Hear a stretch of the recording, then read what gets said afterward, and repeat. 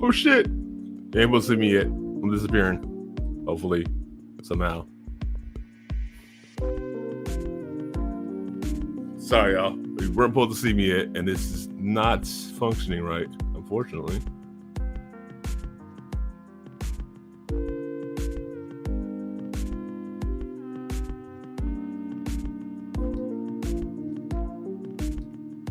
What the heck is going on?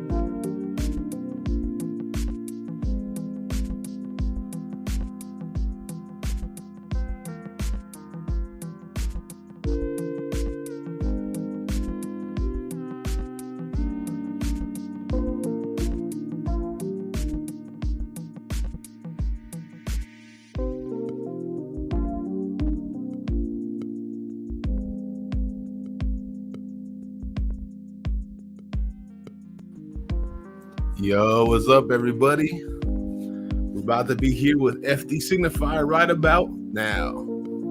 Oh, snap. I wasn't ready. Oh, my bad. My fault. No, that's all good. Hold on. Let me put some headphones in real quick. I'm trying to find my glasses because I feel weird without them now. And I'll be having like vertigo and shit. But it's all good. It's all good. My fault. I should have been in private message. My bad. I'm still getting used to the hosting the live thing. I'm still getting used to all. Have you seen my lives? The struggle of my lives. It is a struggle. It's a struggle. It's all good. Yeah, for sure, man. Man, I don't know. I miss most of your lives, but I always catch a little snippets. I never know when you're going live, so I'm always missing them. I'm like, oh shit, I want to see one of these times. But man, it's usually midday on Tuesday or Wednesday. Okay. When I do them, sometimes I'll just be like, I ain't doing that shit for a couple weeks. See, I got a couple consistent ones now. We're actually using the background for my Sex Sunday one because I didn't download the background quick enough. So I was like, all right, we'll just use this. This is the church, you know what I mean? So, what's a background? Like, I don't be having nothing. I may get it one day. I kind of like my shit feeling raw though, and like unrefined. It gives me Wu-Tang Clan vibes. Did you find them? No. Let me turn this music down a little bit. I'm still, which might take a second because I don't remember how I turned it on in the first place, you know. Oh, it's under branding, I think. Yeah, no, I'm still getting used to it. I've been hosting this little Sex Sunday thing where we talk about sex from the lesser perspective, me and Posh specifically, and then EJ before that when we're going non-compete live, they're always doing all the technical shit. So I'm just learning it still, you know what I mean? So yeah. Let me adjust this camera a little bit. All right, bet. I don't need no more light, I guess. I'm perfectly lit with just the window. All right. So I wanted to chop it up with you about like a little bit about like the perception of well, can I shoot this out? Is this good to go to send out to people? Yeah, for sure. Let me do that real quick. Sorry, y'all, like I'm bad at going in slow. I'm just like very. Oh man, I'm bad at all this shit. Let me see. All right. But my folks who fuck with me for that very reason. So I just jump right into shit like ADHD. Let's go.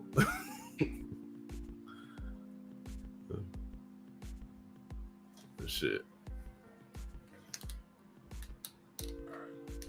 Okay. Okay. We'll post out. All right, let's get it.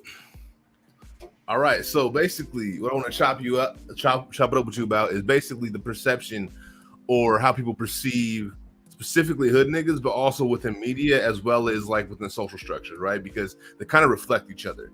You know what I mean? And I titled it Blaxploitation because I feel like there's a lot of that in it, right? So even within our own people, we see a lot of times like there's certain perceptions. For example, like I've heard multiple people say like we're represented in media. I'm like, no, that's cap. Like that's they use. There's black people in media, but like representation is more than just a motherfucker that look like me on the screen. Yeah, and it's more than caricatures of like hood niggas. It's more caricatures of street niggas because it's like two-dimensional perceptions of them versus the reality of what we actually exist as. Not to mention, like, have you seen too many like hood blurs? Like my ass, like, nah, you don't really see that. That exists, but people don't see that. And like some degree in hip hop, but they still don't even get the same shine unless they play to that two-dimensional. Yeah, and even the blurred context is such a bell curve, you know, like that's such a broad like framework because like, so I taught in the hood and I knew some nerds that were in that community, right? That were in the hood. They weren't hood though, or they weren't street. One of them broke it down real well. He said street niggas and hood niggas. And it's like hood niggas are from the hood. They live in the hood. They understand the hood. And then street niggas is from the hood, but they also in the streets. And it's not always gonna have, there's an understanding around that within community, but outside community, they can get treated completely different. And sometimes treated completely the same. But like people that don't know like the texture of like that experience just see black people and it's like, oh, you got an anime shirt, you must be a dork. It's like, no, motherfuckers in anime shirts will still throw hands with you, still are trying to like make shit shake to survive in the streets. didn't have access to any resource to make them extra smart. They just trying to make it like anybody from that experience is trying to make it. They just happen to catch tsunami, you know what I'm saying, at one point in time in the last 15, 20 years. Thanks.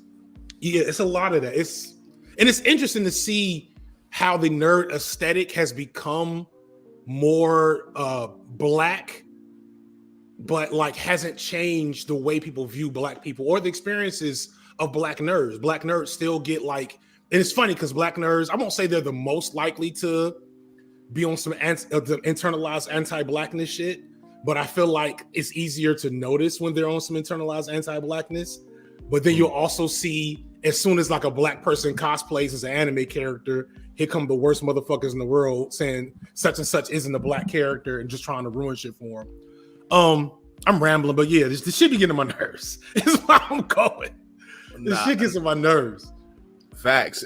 Even like there's even levels, because like you said, there's a hood nigga and a street nigga, but you have a hood street blurred that isn't a gangster, because like hood nigga, street nigga, gangsters are all different things, and a gangster generally all three, but there's motherfuckers that aren't all three. Like I was a hood nigga and I was a street nigga, but at the same time, I was never a gangster. Nobody ever put me on any hood. You know what I mean? I was just out there selling dope, doing my thing, trying to make it, trying to get the next dollar, right? But yeah, and that's the things you don't see. You don't see those dimensions, and you know, also as far as who we are as people, you don't see the dimensions of our existence. You see like caricatures of who we are, right? Like the aspects that people want to highlight, but not understanding why people are like that, not understanding like why things function the way they function at all, right? And also, or like that we actually have individual personalities. And now I've seen a little bit of that with like Shy. I feel like I've seen a little bit of that in Shy. We saw a little bit of that in The Wire. But like for the most part, it doesn't really exist. You know what I mean? It's cliches that are easy to sell and commodify, easy to identify, especially for a white audience. Always make it a point to point out the difference between black media made for a white audience and black media that is intended for a black audience. And you can kind of tell, like something like The Shy, is not overly interested in the white gaze. Is not interested in having like easily consumable. I haven't watched this since like so like tell me if I'm like wrong now. But like I remember at the beginning, I was like, oh, this is pretty good. And it feels like it's not inviting, it's not being voyeuristic or allowing itself to be voyeurized. You know what I'm saying? Versus like Blackish. As you got pause it real quick. You didn't accidentally send out the stream link for for us, did you? Yes, I did, obviously. Fuck. All right, hold on, let me fix that. I was like, all people come in. I'm like, wait, what's happening right now? If you go to Overthrow Media and go to the live, then you can like send out the one that's like for everybody. Sorry, I should have sent you that too. Yeah, put that in the chat real quick. All right, let me while I delete this. People are like, oh god, we're about to go on stream. So I was like, dang, all these people were popping in. I'm like, what? I was like, cheesecake, and I'm like, what's going on? Hold up. Okay, did I post that on the wrong? And I posted it on the wrong. First, let me delete this tweet. That's number one. I was like, wait, what these people in? All right. I'm about this. Oh god, I actually click on it. Okay.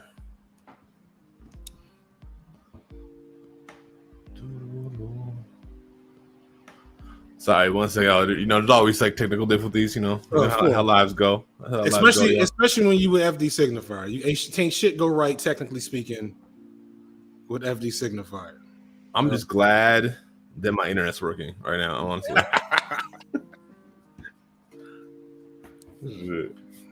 All right, because on everything else is super slow, but apparently it's actually coming through, so that's good.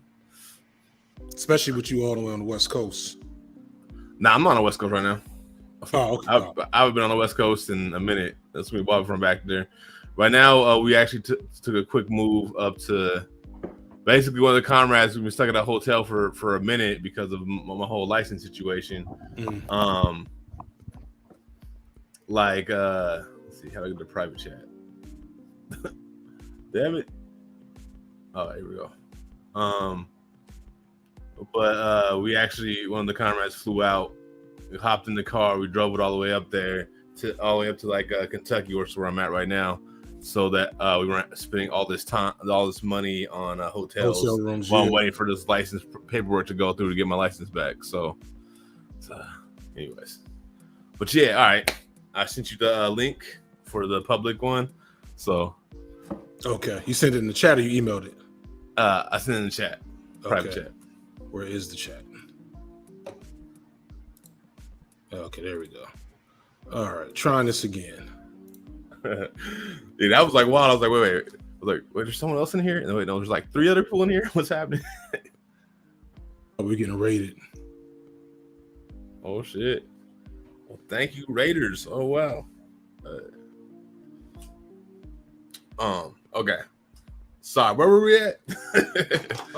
We were kind of speaking through nuances of like essentially the experiences of Black folks in poverty and in the streets, and how those nuances are often kind of like whittled down to commodifiable cliches for TV.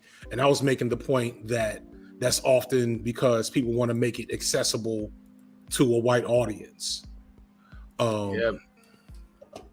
And that's kind of the like, and I think that's where we left off. And I talked about Blackish. Like when Blackish came out, and I was probably in the middle of my political transition away from essentially liberalism when Blackish came out. And I was like, yeah, this is cool. They're like, putting some real stuff on TV. And like over the years, aside from just becoming more explicitly left, myself, what became clear, and this also happened because the main showrunner left because they were starting to be a little too liberal even for his taste.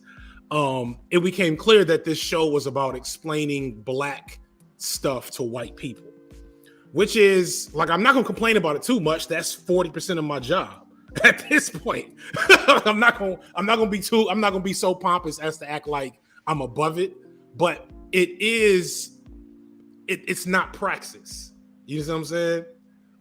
And it does to water it down to a point to make it so palatable. You end up really doing nothing but treading water.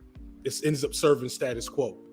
And so taking it back to talking about, representations of, hood aesthetics and experiences and poverty and, the struggle, people want specific images that make them comfortable without nuance. And so you have to have like easily commodifiable images like that in the music and in the media, or things get confusing for certain brains, and once things get confusing, all hell breaks loose. Yeah, I mean, that's definitely true. There's like the pandering to the white audience, but it feels like there's also just pandering to people who don't have that experience, right? Because there's even some Black folks to be bucked that just like watch that and perceive, like that's why I said, even our own folks saying that that's our representation. Like, yo, if you've been to the hood, this is niggas white. Even the gangsters they're trying to portray, they're still portraying them two-dimensionally, right? They're not even showing the full character of who. Like a lot of my brothers are gangsters. I ain't, but like a lot of my brothers are, and this literally boiled down to like stereotypical traits and then put into like maybe a little character complexity, but not the real complexity that actually exists. Like motherfuckers want to know that Dragon Ball Z was going crazy in the juvenile when I was locked up in juvenile. People want to know that because you want to know that like, and this is not like recently anime. This is back in the day. I'm fucking my 30s, so this is like back in the day when I was a kid. So people were going ham with it on the anime shit already.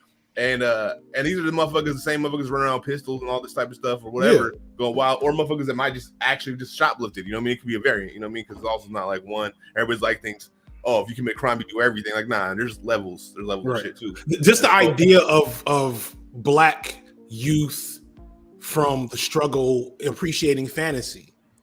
You know what I'm saying? Like the idea of indulging in fantasy, like anime, like Legend of Korra, well, not Legend of Korra because everybody hates that. What's the other one? Avatar. Like people, they don't want to attribute to that,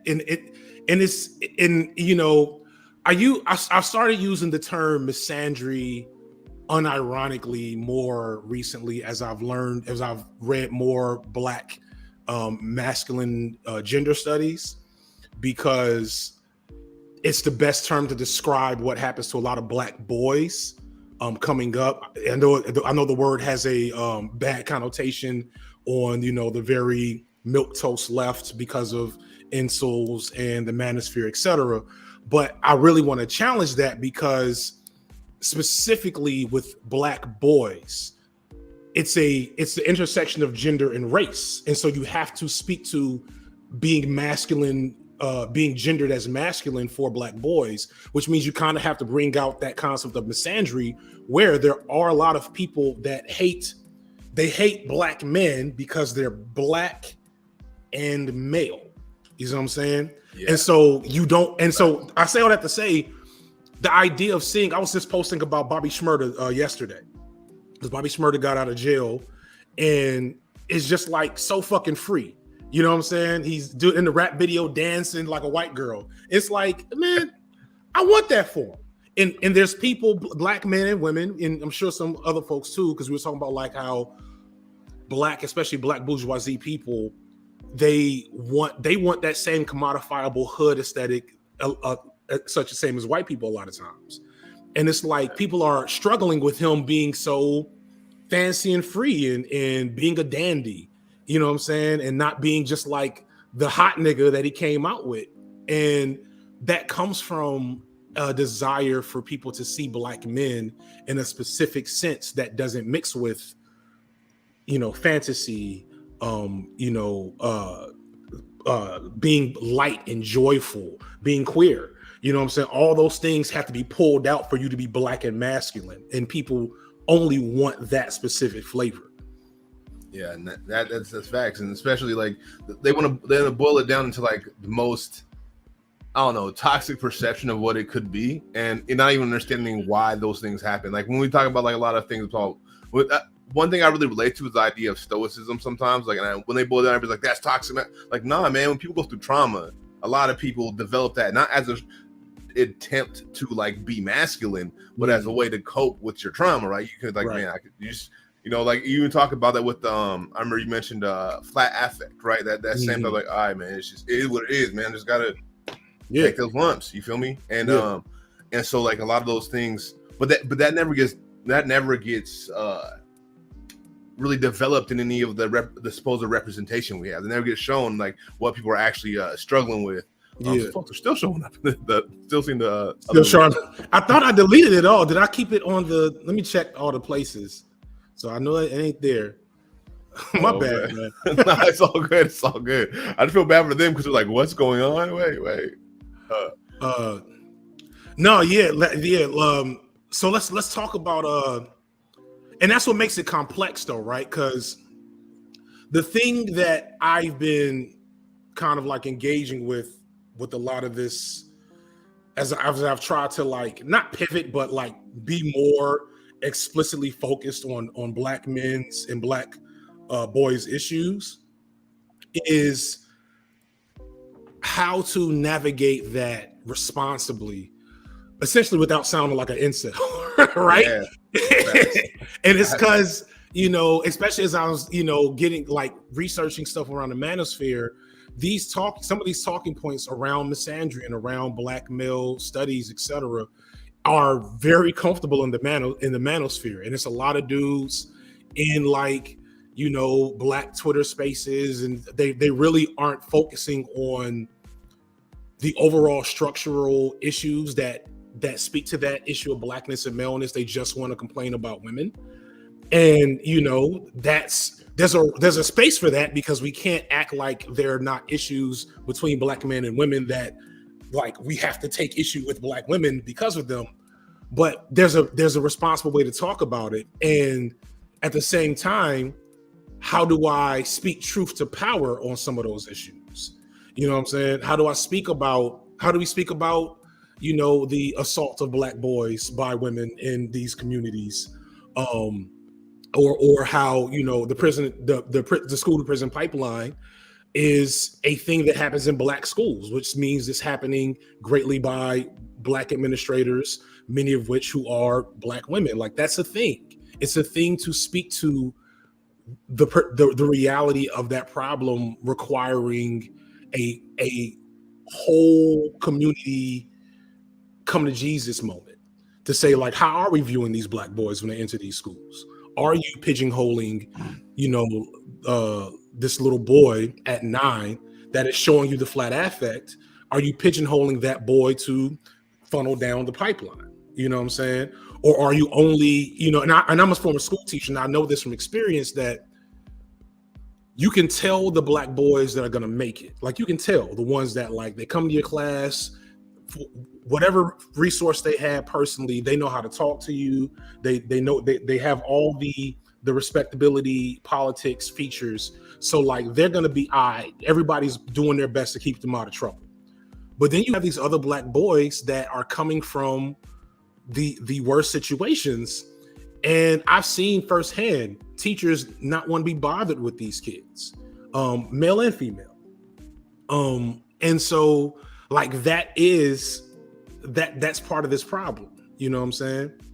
So yeah, man. I feel that. I actually had on the political sphere, I'm not gonna out people, you know what I mean? But like, there's some people that are teaching artists that I know, specifically from Seattle, when I had a conversation about, like, yo, I had a bone pick with them, like, there's the people that are always forgot are like, you are forgetting. You're doing the same thing. You're trying to be conscious, you're trying to be all these things, but then you're like, only because one of the things they told me is they want the youth that want what they're offering.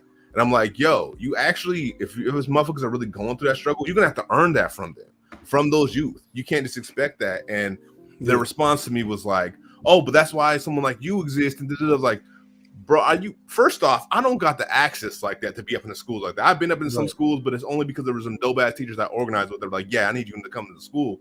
And I was mentoring those spaces. But like, the access that this guy got is never access that I would have. Second, like, my life is literally framed to go a different direction than that. And yeah, I love to show up and be a mentor when I can be, but like, doesn't mean I can exist in the spaces that being my career that I live off of, right?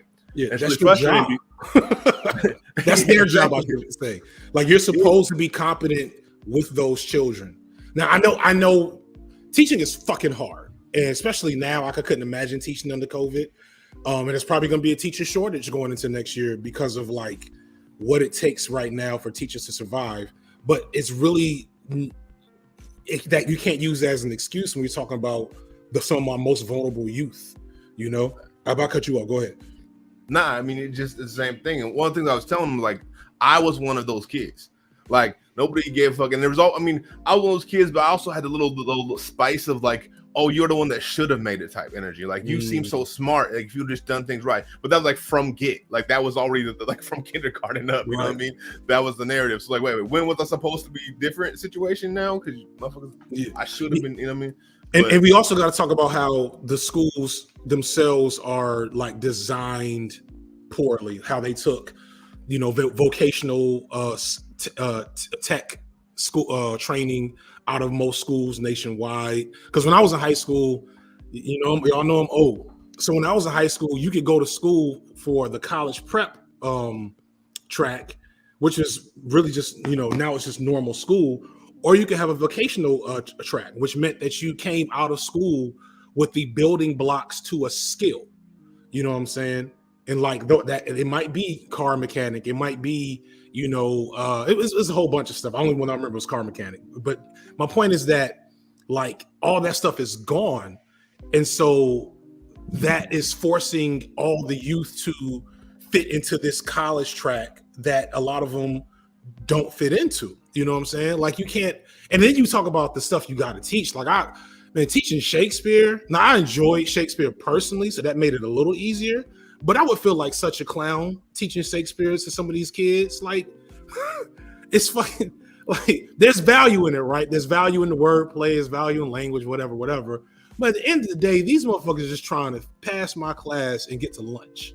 And I'm teaching kids from, like, the east side Atlanta, fucking Macbeth, and it's like, why am I teaching these motherfuckers Macbeth? They don't fucking care. This has no, like, I have to do all this corny, like, bending over backwards to make this relatable to kids who are coming, so many of them out of abject poverty, and fucking the Crucible. Well, the Crucible actually has a cool. I'm just thinking about all the shit I didn't like teaching. But I don't know. Go ahead. Oh no, go ahead. Sorry. I want to go back to XXXTentacion, who I was talking about when I was talking about the flat affect, and like how difficult it is to speak about the issues of Black men and boys when those issues don't get resolved. They could end up like an XXXTentacion. So it's hard for some people to like show up for that conversation, because this is a boy.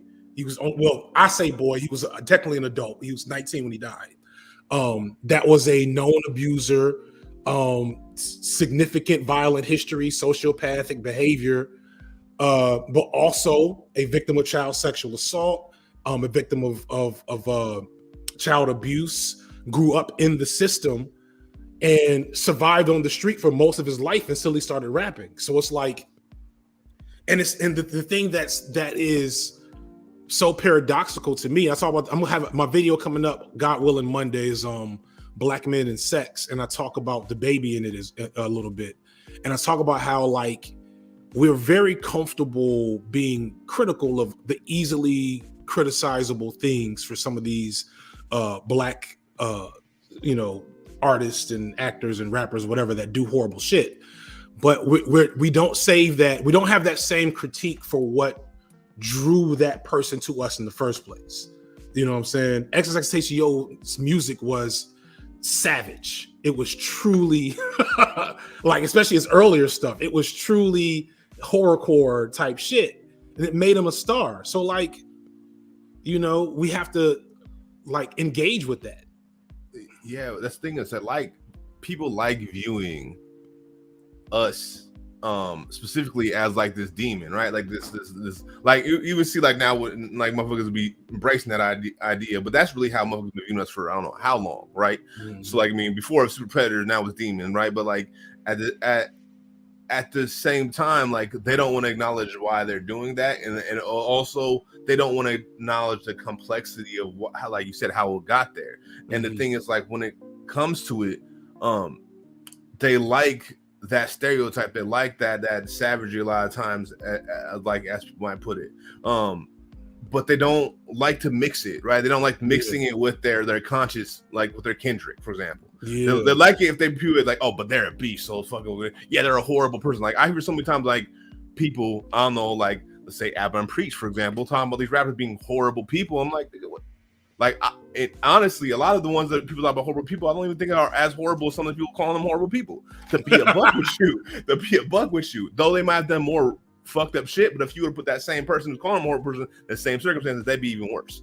And right. You don't even consider that. You don't consider like why people got there and what realities they're looking at. And then one thing, a lot of times when I see people perceive specific folks like ways, they're not looking at the reality of what people are going through and why they're coming from that standpoint. And I still have hard lines. Don't get twisted. I'm not like everything go, you know what I mean? But I'm also like, bro, there's a lot of reasons people get there. And like one of the things I see most is with and don't get me wrong, I'm super anti-DV, but like when it comes to people who have done DV shit, like how they just ice people out completely, I'm like, yo, man, that shit's so common. And I'm sorry, not just for men either. That shit is so common, it's ridiculous. Yeah. And it's anybody who goes through trauma, like not knowing how to deal with their trauma, and then they're placing it on people. Now, some people do figure out how to deal with their trauma. Some people have things like, even when I didn't know how to deal with my trauma, I was very much not the people I love.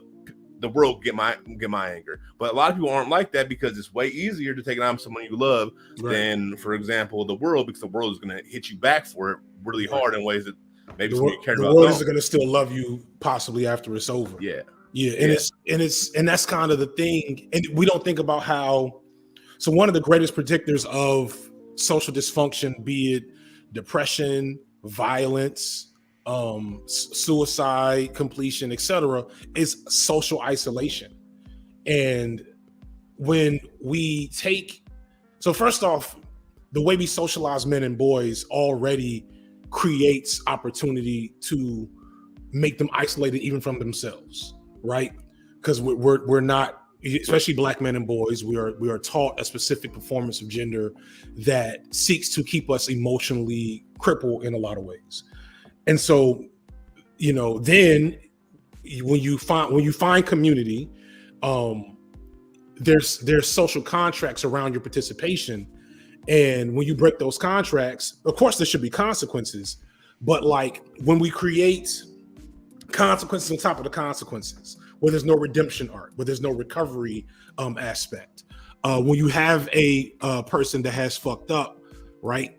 And the decision is, okay, this person is excommunicated from the community henceforth, and there's no like support for that person, you're only guaranteeing that person going deeper into a dark path.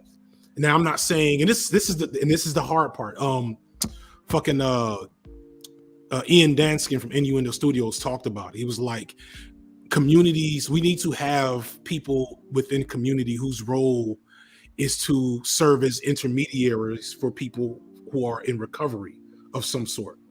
And yeah, I don't want, if XXXTentacion was alive, I wouldn't want him in community like with me specifically, right? With especially me hanging around, you know, I former sex trafficking work and, you know, the films that I know have been exposed to violence and abuse and DV, etc. So I'm not going to say, hey, let's bring XXXTentacion to our community. I wouldn't do that. But I would advocate to say, hey, who within community is capable of engaging with this person over here so that this person is not drawn deeper into the abyss of where that violence came from? Because otherwise, we're going to get that over and over again. And we see that with like the street niggas that don't get famous. You know what I'm saying? Like, you know, that they don't make the news, or when they make the news, it's because they got, you know, shot by the police. But like those folks are out here struggling. And it's we know all the reasons why, but who's truly there to like make an impact that isn't like for show? You know what I'm saying? I'm about to go on another tangent. I want to let you go because I want to talk about the black bourgeoisie shit real quick. I mean, I just want to say too, like also the idea of not allowing redemption for motherfuckers too, because when we think with XXXTentacion, he was making a conscious effort to redeem himself and change when he got killed. Like he was making a very conscious effort to do that. And I'm not like no XXXTentacion fan, so I'm not like caping for him at all, because I didn't really listen to music. I think I've heard a couple of his songs. It just wasn't my jam. You know what I mean? Yeah. But like the thing is, he was making a conscious effort to redemption. You know what I mean? And this is where I had a critique of like I fuck with Vic Mensa. That's where I critique with Vic Mensa. Like that shouldn't have been how he came about it when he was like, "Oh, let me call this nigga out after he's dead." Like, nah, let that shit rest. Let him die in peace. Especially when he's in the midst of trying to change when he loses his life. When really what should have been happening is motherfuckers like Vic, nigga, you know, if you're from the same exact shit, you know what I mean? Should be like, let me reach out to this little nigga, you know what I mean? Let me like be like, look, man, like, you know what I mean? Let me help, especially when we see them trying to change, you know what I mean? Right. When you see that's the difference between X and say, what's the dude that everybody hates? I don't like him either. Kodak. Yeah. that's a perfect example. So you got X, right? Fucked up. A lot of fucked up shit there.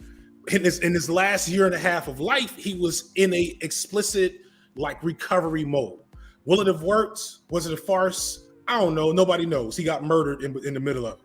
But like, we need that to be a real thing, because the reason why I was introduced to X, because I was working in the juvenile court, and I was working with little boys who had similar experiences as his, and who also had heinous crimes on their record. And like, I have to, like, my job is to figure out a way to keep them from getting into prison and from from further offenses. And so to hear them talk about X and talk about X's redemption arc, like, yeah, that has to be a thing, because there are boys out here who, I had one little boy that literally his life was a tragic, like tragedy porn movie, like straight up and down. Like, I cannot believe this is your story. I would have called you a liar had I met you on the street and not read your record. I just said, this little boy dramatic and exaggerated. But no, and he loved XXXTentacion. And when he died, man, we had to get that bad boy off a cliff. So like, that's why that has value. And then on the flip side, you got niggas like Kodak. And as far as I can tell, Kodak ain't learned nothing, ain't changed nothing, is not interested in any type of alteration of his behavior. And like, I'm not saying like fuck Kodak Black forever. Like, I hope that dude finds health and wellness. but like that's not a dude we should be talking about reclaiming. Okay. Here's the thing. I'm about to make everybody hate me right now. I have to make everybody hate me right now. Do it. So here's the thing. People, it's like when you go back all the way to Pac talk about thug life, right? Mm-hmm. How are you gonna judge? Because like, here's the thing with Kodak, right? This nigga's ugly as fuck. Let's be real. This nigga's buck ugly, bro. He's buck ugly. Like, let's keep it buck. This nigga has clearly had nobody ever treat him decently. Like, when you get motherfuckers that have, like, the world has scorned, like, at every fucking end, and it's pretty clear that's what's happened to Kodak. What do you expect them to do? But be like, show scorn back. You know what I mean? What do you expect that to do? And I don't make the same choices he made, but I can relate to him because a lot of my life, that's all the world is showing me the scorn. And there was points in my life where, like, fuck the world, fuck everybody else. If you're not with me, fuck you. And I understand why motherfuckers like that, because when your whole world treats you like shit, no matter how much you try to put benevolence forward, at some point you're like, you know what? You know what I mean? And that's the reaction. That's real. Some people get stuck there, and I feel like that's what Kodak is. He's just stuck there because he knows if he didn't. And the thing is, if he's at all smart enough to understand what's going on with him, he understands them. If he don't have money, if he don't have all that shit, ain't nobody gonna give a fuck about him again. And if he's sitting there, I'm not saying like he's a good dude. That's not what it's not to say, but also like I want people to understand where some of that shit comes from. I mean, there's some grimy niggas that had every opportunity, and that's even a different level, right? But he's definitely a grimy nigga, and there's a difference between also straight niggas and grimy niggas. Because not all straight niggas, a lot of straight niggas ain't grimy niggas. A lot of straight niggas don't do that. There's a lot of cold. My experience. I'm not from the streets, right? But I worked there a lot. I got a lot of texture. We'll say it's usually the niggas with like the worst rap sheet that have the heart of gold.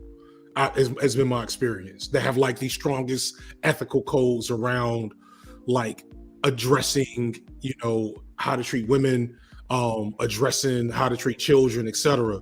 And then it's the grimy niggas that you'll never see. You just hear about them, but they up to some dirt. But back to that Kodak thing, that's deep. Because the other thing is, you made a point that this is a person. So there's a proverb, African proverb that says the child rejected by the village will burn it down to feel its warmth. And that basically is like, when you have, like I said, when you have isolation, when you don't have community, then what is community to destroy from your perspective? It's nothing. And it's everything to us, which is why we protect it so harshly. And then here's the other flip side, going back to what we said earlier. Kodak got rich by being a gremlin. He got rich by being a grimy nigga. And like, that's the paradox that like, I wish we engage with more deeply, that for all of the scorn that Kodak deserves for his behavior, that is what made him, that is literally his life force at this point. And what does that tell somebody? Right. What is it? What message are you telling? What else do you expect them to get from it too? Right. And I think that goes back to it too. It's like it's not even like, I want to say like, it's not even that the community is nothing. The community is the antithesis, is the enemy at that point, because if it's been not only isolated you but scorns you, and from getting you never had an opportunity to be anything else, what you're gonna feel but resentment towards it, right? Right. I mean, what else are you gonna feel in those situations? And I don't think we want to analyze that, because then it has to do with self-evaluations too, not just the evaluation of the other person who's reacting to it. And now there's, like I said, there's some motherfuckers that they ain't doing foul shit because of a reaction. But people like Kodak or some of the people that clearly are. Like, it's a reaction to how the world is treated them their whole fucking lives. Yeah. And it's clearly. And there's some motherfuckers that are just grimy and had every opportunity and just chose to be grimy. They just have no ethics. But that's a whole different vibe. That's a whole different energy than you. And you can tell. You can tell when you see Kodak. When Kodak gets like we've seen. I don't know how many interviews you've seen. When Kodak gets mad and like Kodak gets frustrated, you can tell he like truly emotional about the criticism he gets, truly emotional about the way he shows up, which is why he sounds so bad, because he's speaking from a genuine space of badness. when he said, I don't want to date a woman that's my complexion, because then the child would be too dark or something like that. He said something. I put it in my Colorism video. Him and another dude from Florida. That shit was wild to me. It was like you want to be like, bro, like, come on, let's talk about that. Let's unpack what you just said and like where that had to have come from. for you to say essentially I'd only date light-skinned or light-skinned women because I don't like too much darkness is ugly. And it's like, nigga, look at you. Like that is projection. You know what I'm saying? Which is, and I not to flip it too much, but to like speak to something that I can speak more intimately about. When I made this video about the Oreos and the fly on the milk experience, especially when you have an oppressed identity, I don't know if anything hurts more than being rejected in community. You know what I'm saying? It's one thing for me to like decide I'm a become a tech YouTuber or make a video with Mr. Beast or some shit, and for Mr. Beast and the other white cool guy YouTubers be like, we don't want to work with FD Signifier, he's dreadlocks or stinky or some shit. Like I'd be like, all right, fuck y'all. You know what I'm saying? Yeah. Like, it's nothing. But like if me and you and Khadijah and Foreign and all the other homies that we rock with, and suddenly it's like, yo, we can't fuck with FD no more. Yo, that hurts. That hurts thinking about it. That community, people that understand your struggle are rejecting you, because then you don't have nowhere to go. And like that's a dangerous space to be in. I forgot where I was going with that, but that was the whole point, was to kind of talk about the depths of when you are, especially when you come from a place of lack, especially when you are coming from one of those struggle identities, when you a hood nigga, a street nigga, coming out of poverty, whatever it is, and you ain't got community, you can't trust. Like imagine meeting somebody and don't nobody vouch for them. That's like think about that. No matter what your nature of your walk of life is, if I meet you and I don't know no people that rock with you, it's like I can't rock with you. No, nobody vouch for you. You radioactive. The thing is and that's the crucial thing is like, but that can come from valid or invalid reasons. Motherfuckers might just not have anybody, you know what I mean? And then, or motherfuckers might be a greasy motherfucker and they're trying to hide their history, and that's why they know what's right. Like, oh, they don't want you to know anybody that knows it because like I'm just from around here. Like, nigga, you sure? I heard about you. The thing is, like, it feels it's really hard for people that don't have the experience to understand where people like Kodak come from, or where like people even from just street niggas. So I can't even say I'm like Kodak, because I'm not like Kodak. The reality is, I've like, as much as I was like went through ostracization and came from the streets and all that, like I came from the streets of the Northwest, you know what I mean? Which still had, don't get twisted, people sleep on how street that shit was, but at the same time isn't the dynamic that you will have in like Florida. You know what I mean? Right. Florida has its own whole nature to it, you know what I mean? Yeah. And especially against black folks specifically. Right. And then immigrants.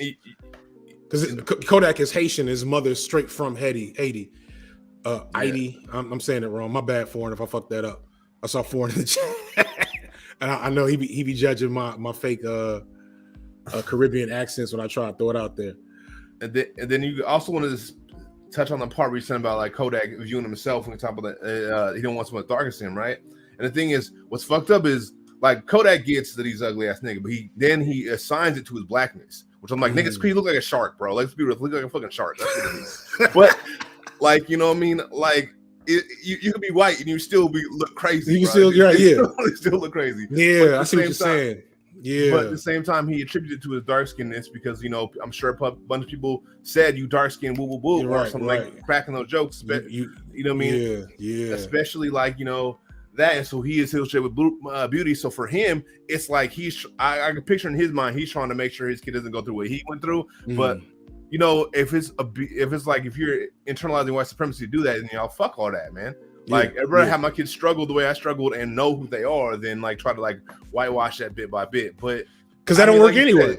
That's all. It's all coming from fucking pain, though. That's clearly called for him. It's all coming from pain, not for everybody. Whenever you get to, kills me. No. What also kills me is people will have no compassion for Kodak, but still be trying to defend Cosby. That shit blows my mind. Blows my fucking mind. I don't get a lot of the selective outrage politics around problematic black folks. And this is why I've never I will always, here's the thing, here is the problematic element, do with it what you feel. Because there's no perfect way to fairly engage or respond to things like evenly across the board. Because like Kodak was on Kendrick's album, and that was a big part of the critique of the album. And that is I have no issue against that. But Kodak has been on motherfuckers' albums a lot for the last 10 years. And Kodak was just on Lotto's album. In fact, people thought that Lotto was talking about that there was a rapper on the album that tried to like hold a track hostage because she wouldn't go out with them or something crazy. And they thought it was Kodak just because of how we view Kodak. People just assumed it was Kodak, and there was smoke to the fire. But Kodak was like it wasn't him, and Lotto didn't say it was him. But like we're missing the fact that Lotto put Kodak on the track the same way Kendrick did. There was not any form of an outrage around it. You know what I'm saying? And I'm not saying that absolves Kendrick or Lotto or Kodak. I'm saying that when we want to play outrage politics around problematic figures, it's just not possible to do it fairly. So why do we stress it as much as we do? When we see it's a Cosby, nobody should be defending Bill Cosby. Nobody should be defending R. Kelly at this point. But with all these other motherfuckers, like a Doja Cat did some wild shit again this past weekend. You saw she text messaged a 17-year-old to ask about another guy, and it's like it was just weird. So it's not. She's never gotten to that point where it's like, okay, we have to truly cancel Doja. But like the way she behaves, I feel it coming because she just keep on making little fuck ups. I don't know. I canceled Doja a long time ago. I don't like Doja. Like that whole like shit. She just the shit with the kicking with all the room. racists. Yeah, I'm like, I'm good. I'm good, dude. I can't do that. You only is canceled as your next hit.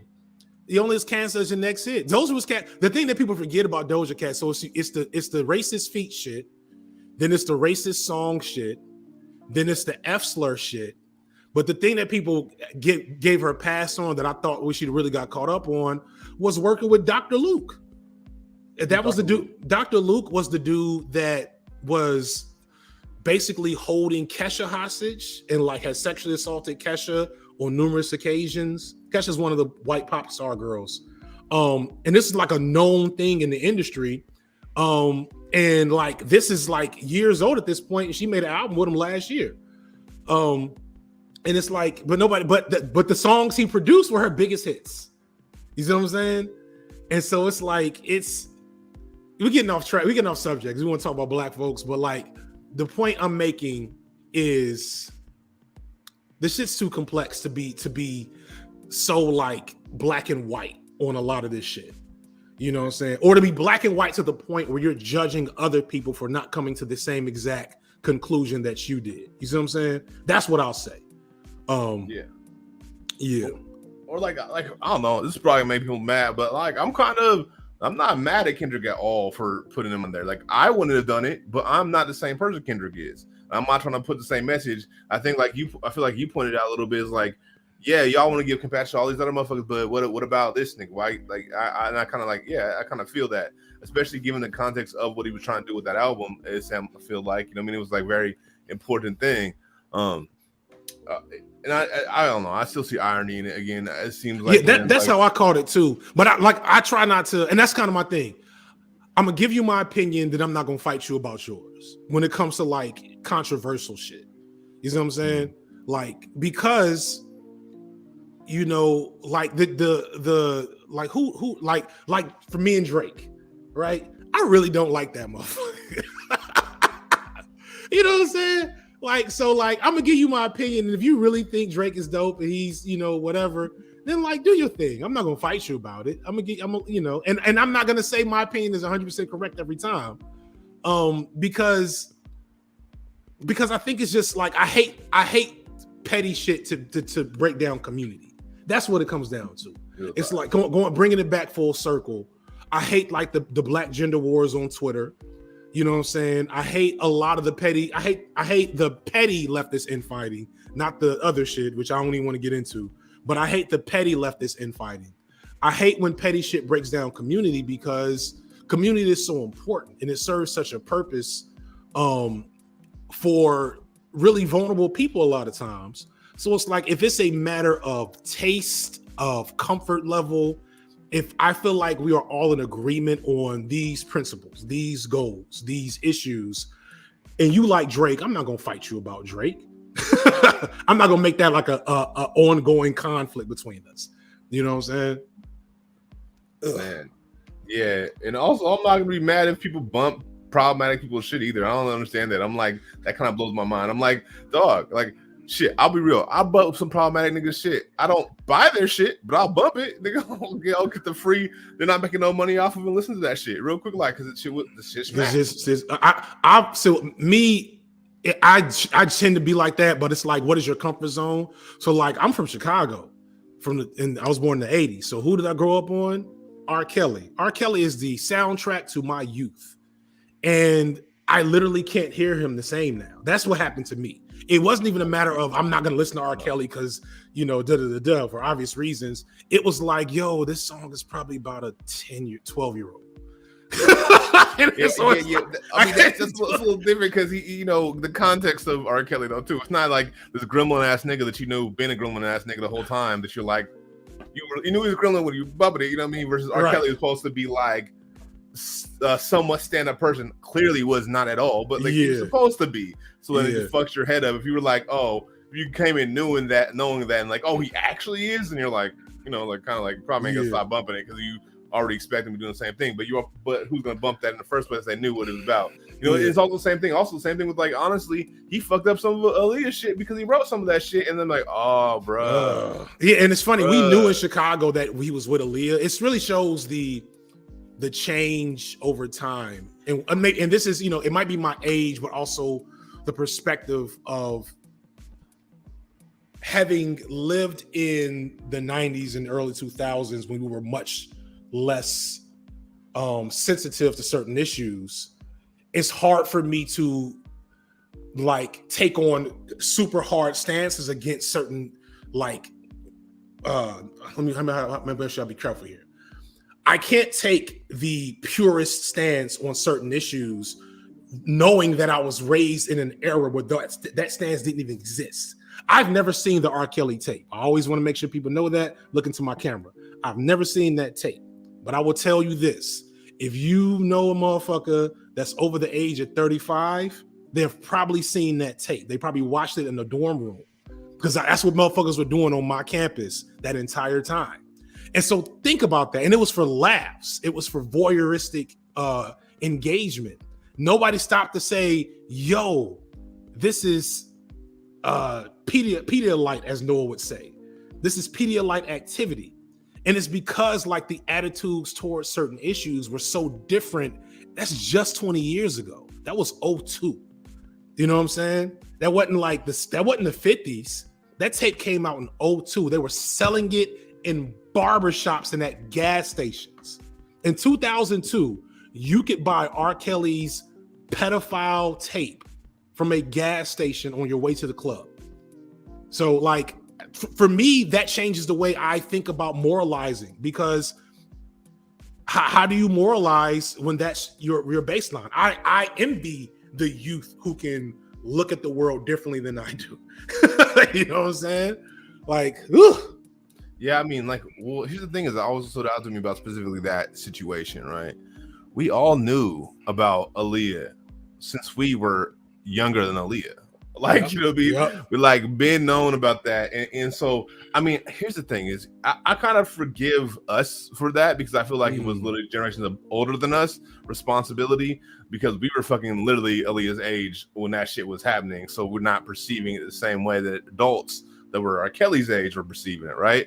But like, it's the thing is like, what does it say about society the whole time that we waited until this like documentary came out to give a fuck? Because motherfuckers been known, motherfuckers have been cracking like jokes on it forever. because we knew what time Kels was on. People have been calling motherfuckers that are pedophiles Kels in the hood forever. Yeah. Like, so we've been known it, and then I don't know. It's just I don't know. There's like some of this shit sometimes seems like manufactured outrage because the whole time motherfuckers cool with it until all of a sudden you're not, which is like, okay, did you really give a fuck though? Is the question. Did you really give a fuck if you didn't give a fuck until it was cool to give a fuck? It's definitely manufactured outrage, which makes it difficult to talk about effectively, because the flip side is, right, like I can the whole time.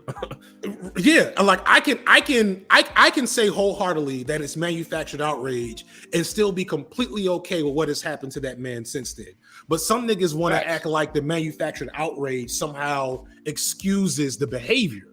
And like, real talk, when I think about the gender wars as they are now on Twitter and Facebook, whatever else, I was talking to a dude, me and him are cool. He's a little bit further into the black male studies space than I am comfortable going. But I respect like where he's coming from with it. But I was explaining to him, like, yo, y'all got to understand, as black men, we lost a lot of black women forever between 2016 and 2018 in the way that a lot of black men responded to Cosby and to R. Kelly and to Me Too in general. Because here were black women coming to us saying, yo, we haven't talked about this, but shit is what some of the shit y'all have been doing to us for generations is wild. And we got to deal with it. We got to talk about it. And some dudes weren't even interested in having that conversation or taking it seriously. And like some women saw that. And that's like when we talk about the divestment movement, I don't want to get too much into it. When we talk about these like women whose their clear brand is shitting on black women, right? Or shitting on black men. There are plenty of women on Twitter that's all they do. That's the only purpose Twitter is for them. Like, I don't like it or condone it, but the same way with Kodak, I'm recognizing that shit started when certain black women just recognize there's some niggas that don't give a fuck about us. There's some niggas that are just not hearing what we're trying to say. I don't know about you, but like I've watched my cousins chase a nigga out of house because they put their hands on a female cousin of mine. I've known mothers and sisters and aunts to die in the street from a boyfriend, from a pimp. You know what I'm saying? So it's like, I've never had an issue. Like, I don't always understand it. I don't always have the perfect response. I'm still unpacking my own shit from a male perspective. But I've never had an issue validating and trying to listen to how black women feel about the abuse they have at the hands of black men. And like, we should be able to have those conversations. And sometimes they might just yell at us because it's rage, right? And the fact that there's still dudes and some black women, let's keep it up. Let's keep it a buck. Because whenever I see R. Kelly defense force out, it's a little bit of everybody. It ain't just the brothers. You know, but yeah, like the shit's so complex. It's frustrating to see the shit's complex, and it's frustrating that there's still dudes who don't understand where some black women are coming from with how they feel about the way we've treated them. It just is what it is. Do you think it's just don't understand, or do you think there's like a resentment from people's prior trauma themselves that they don't want to address and don't want to bring to the light, so they'd rather just dismiss everybody's because they don't want to bring forward their own trauma? Because that's what it feels like to me. But like, I don't. No. That's probably more accurate. It goes back to that Kodak shit. Because I've never known, the only niggas I know that are really about that defend R. Kelly knife are the worst motherfuckers I know. You know what I'm saying? Like, I don't know no well-balanced, healthy dudes that still defending R. Kelly. Most of them are also like selling NFTs and and not NFT, you know, really deep into, they think the earth is flat and they're COVID deniers. You know what I'm saying? Like, it's a syndrome. You know what I'm saying? And that's actually, like, if you look into conspiracy theories,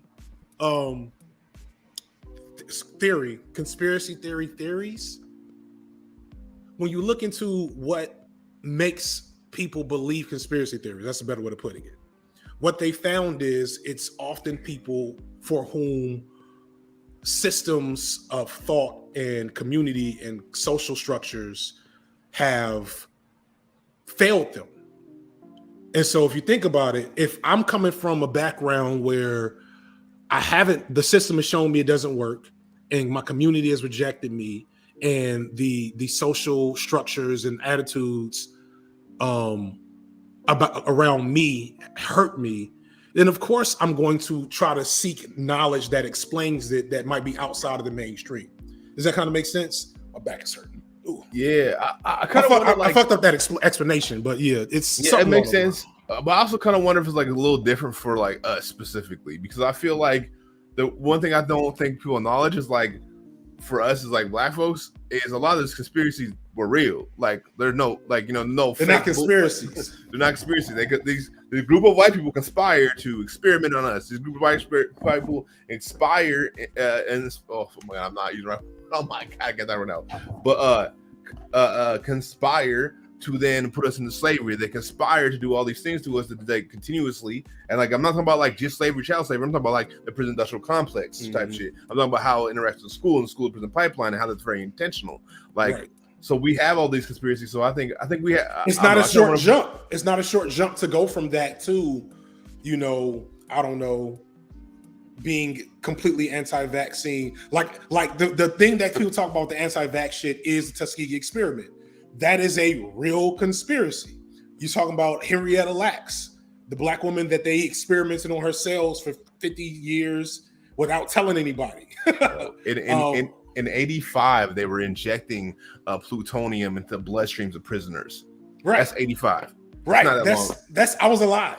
You know what I'm saying? So like, it doesn't take much to go from that to, no, I ain't getting no COVID vaccine. I don't trust these motherfuckers, especially if you've been healthy your whole life. I don't agree with it. I'm not gonna wood because the nigga got his 4th shot last week. And I ain't caught COVID yet. I'm 2.5 years deep in this motherfucker. But yeah, so I wanted to talk about, I think it's kind of related to what you just said.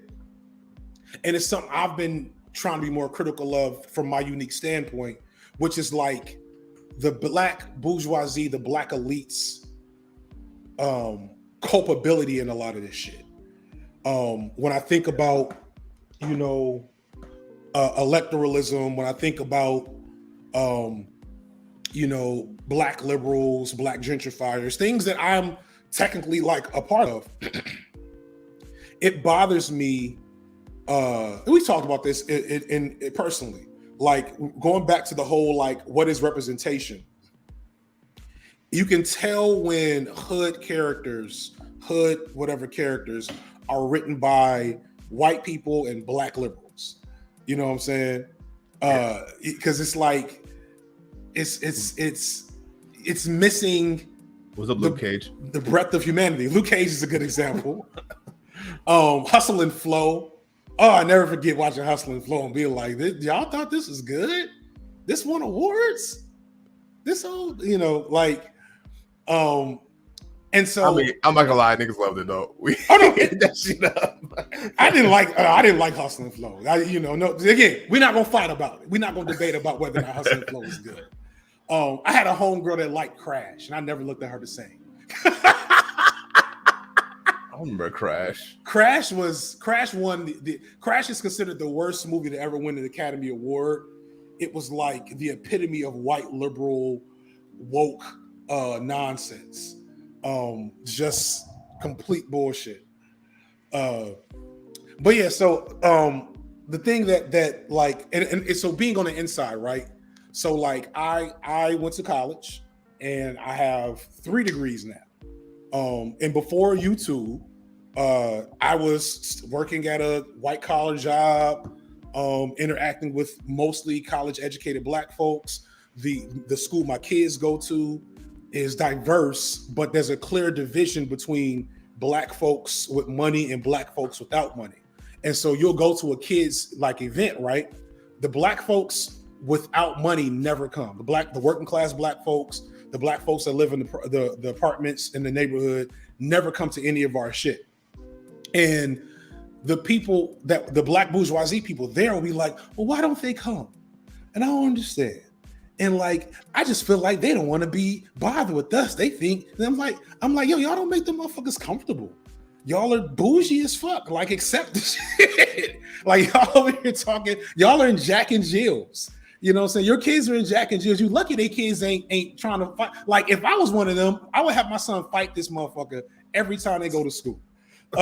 Cause like the way some of y'all kids act is real classes. Just because we black, you may be black, you may be leftist, you may have read all the books, but if it don't speak through your behavior, if you still talk about other black people in an othering way, you know, it's not exactly the same, but it's not that different. I mean, yeah. And there's also like the long history of like consistent betrayals by the black bourgeoisie, like towards specifically working class black folks specifically. You know what I mean? I know my local, I'm not there right now, but my local history of that like is riddled with it. Like, you know what I mean? Like they literally sold Seattle out from under us, the pieces that we had, right? And the thing is like there were certain areas, and even when we talk about gentrification, right, in my city, the place I always gets focused on is where the black people with the most amount of money were that were getting gentrified, right? But then when we talked about how they owned a lot of property in the South End, and ran into a lot of us, nobody really owned in the South End, we don't even get talked about, right? Though we were like way more of us. There were shit tons more of us than there was in the CD, because the city is way small. The Central District, is way smaller. So like but then that's just Seattle. Like there's a way like they work with, like, I don't know if you've heard of Weed and Seed. So Weed and Seed was a way of gentrifying, specifically started in like 91-ish. And it was the pilot cities were I think New York, Seattle, and this is what Clinton did in Harlem. This is what Clinton did in Harlem. Yeah, I might have been the one that he did in Harlem. I'm not 100% sure if I know, but the two focus cities at first were New York got included later, but in 91 it was Seattle and San Francisco specifically. And they were testing it, which basically they worked with like the churches and the other black communities along with the police to weed out the bad element and seed in a good element, right? So basically they would like slowly push people, and see how they did. They would like trespass people from like Rainier, like youth and shit, so that people would have to move, or their kids would go to juvie over and over again. They would use like civil forfeiture, like if your kids were selling drugs and then they get busted, they would take your house. They do all these type of things where like and it was literally the black church and the black like petty bourgeoisie working with like the state, the police, and so on and so forth to push us out, so they could get their property values up and they could like make more money off of it. Which then in the end, of course, you know what the outcome is, right? Everybody gets pushed. Everybody gets pushed out, like at the end. But like, and so there's like betrayals specifically, like in my city. But I know that there's been betrayals historically, and I'm sure each city has their own stories of that. Pretty much all of them do. If it's not white terrorism, so it went from white terrorism between basically post Reconstruction until the 60s. It was white terrorism, and then after that, it became policy.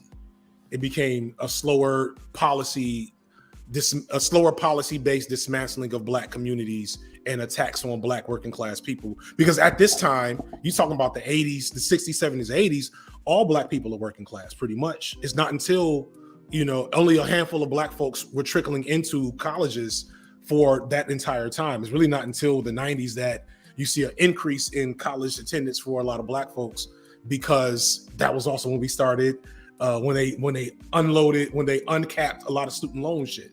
So black folks could go to college at high levels, which is good on one level, but then it becomes a whole other grift on, controlling black movement and economics, because that's what leads to, when I think about my peers, like what has led to, I won't say I had the most radical like peers when I was in undergrad, right? But we were pretty radical, at least for the time.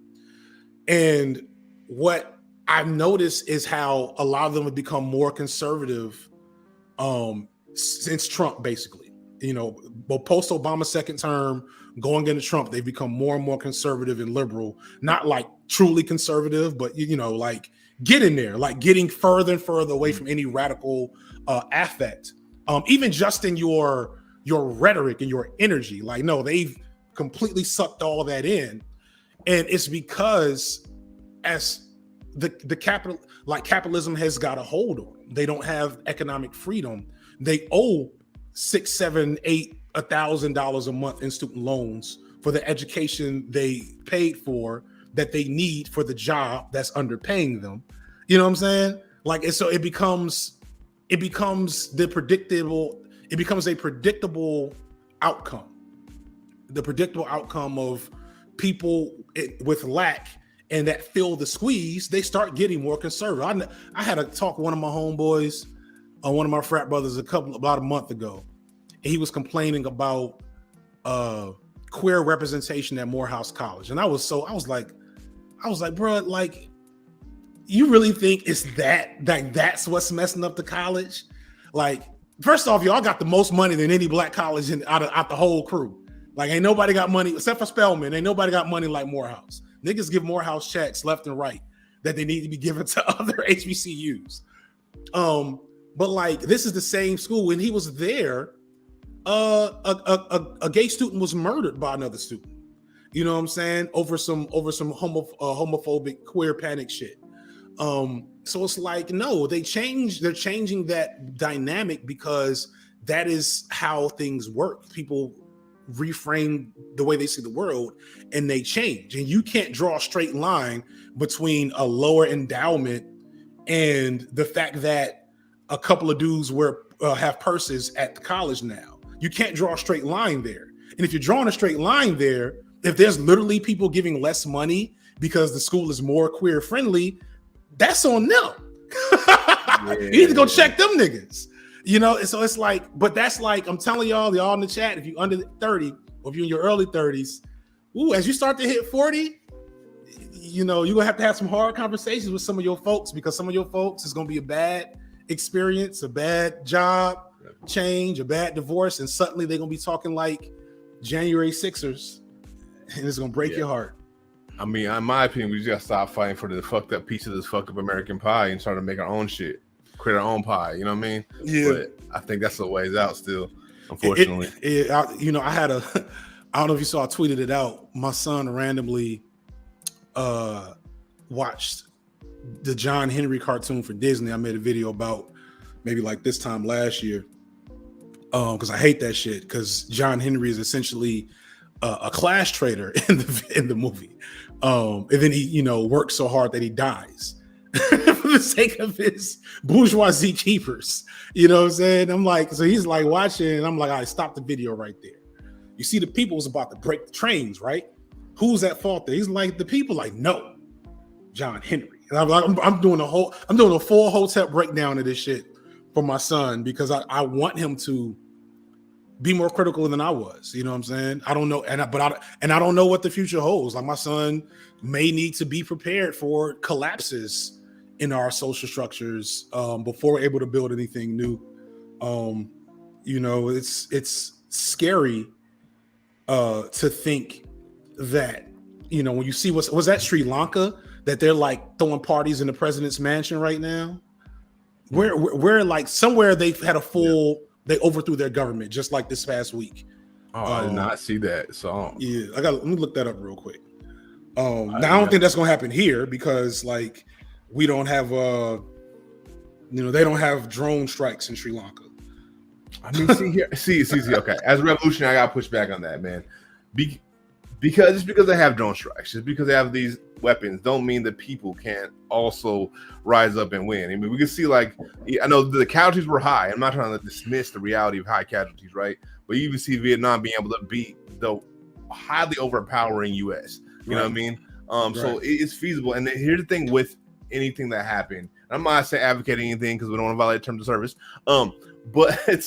But the thing is, if there was a theoretical revolution inside the U.S., no matter who was having it, right, the U.S. would be extremely vulnerable at that point, because they can just drone strike their own land, but there's consequences for that. You blow up your own ports, there's consequences for that, and so I think it's really hard for them to do that. In fact, I think the reality is it's not likely that they might drone strike a couple places to try to scare you, but if you didn't get scared easily, I don't think the same militarization you've seen in other countries we would actually see here in that same way. They would definitely send their police deep and they send all that, but the thing is, they don't want that visual out to the world.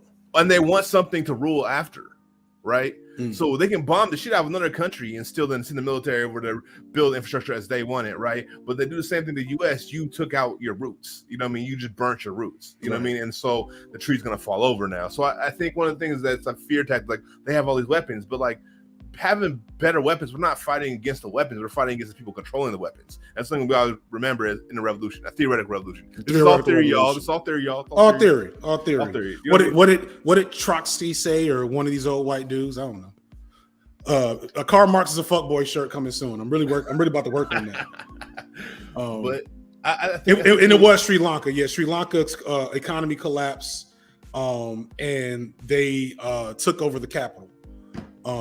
The people took over the capital, and so like they're in the middle of, a revolution essentially. Yeah, it's deep, and so go ahead. The thing I want to say though, we really have to worry about if there was a revolution led by black folks is our own internal politics destroying us. Because one thing we learned, like I don't know, when I was on Chopper Chats, for example, is the power vacuums will be real. Yes, and there will be all these people coming for it, and they will be our own people, but they won't necessarily have our own interest at heart per se. Yeah, some will, but a lot won't. Most won't. And I don't have a lot of faith. Hate to say it, I'm just mute the screen. Any white people watching? I don't have a lot of faith in like black communities as a whole to not fall for grifters at this point in our like political social development. I just don't. Like I think they're everywhere at this point. You know what I'm saying? Even like, and it's like, so first there's the obvious grifters. You know what I'm saying? There's the obvious, like the Umar Johnsons, the Tariq Nasheeds, the Kevin Samuels, right? The obvious grifters, because we have so much internalized anti-blackness that we want an internalized patriarchy, that we want these strong black masculine men to come and just tell us what to do and put us in our place, etc. But even when we get away with that, we got what's the women from Black Lives Matter? We have the liberal, the liberal intersectional feminist elite aligned with these white liberal tastemakers that have read all the books, but they still went. I was about to say went left. They still went right on us. They still exploited the struggle for monetary gain at the end of the day. And so it's like I have so, I try not to do doomerism. A shout out to DJ Mule and I'm forgetting her name now, and I stay forgetting her name. It's a running joke at this point. Sophie from Mars from the podcast is Red Earth podcast. In terms of like, I've talked to them a lot about doomerism, because I will say I probably was falling into doomerism as I started making content.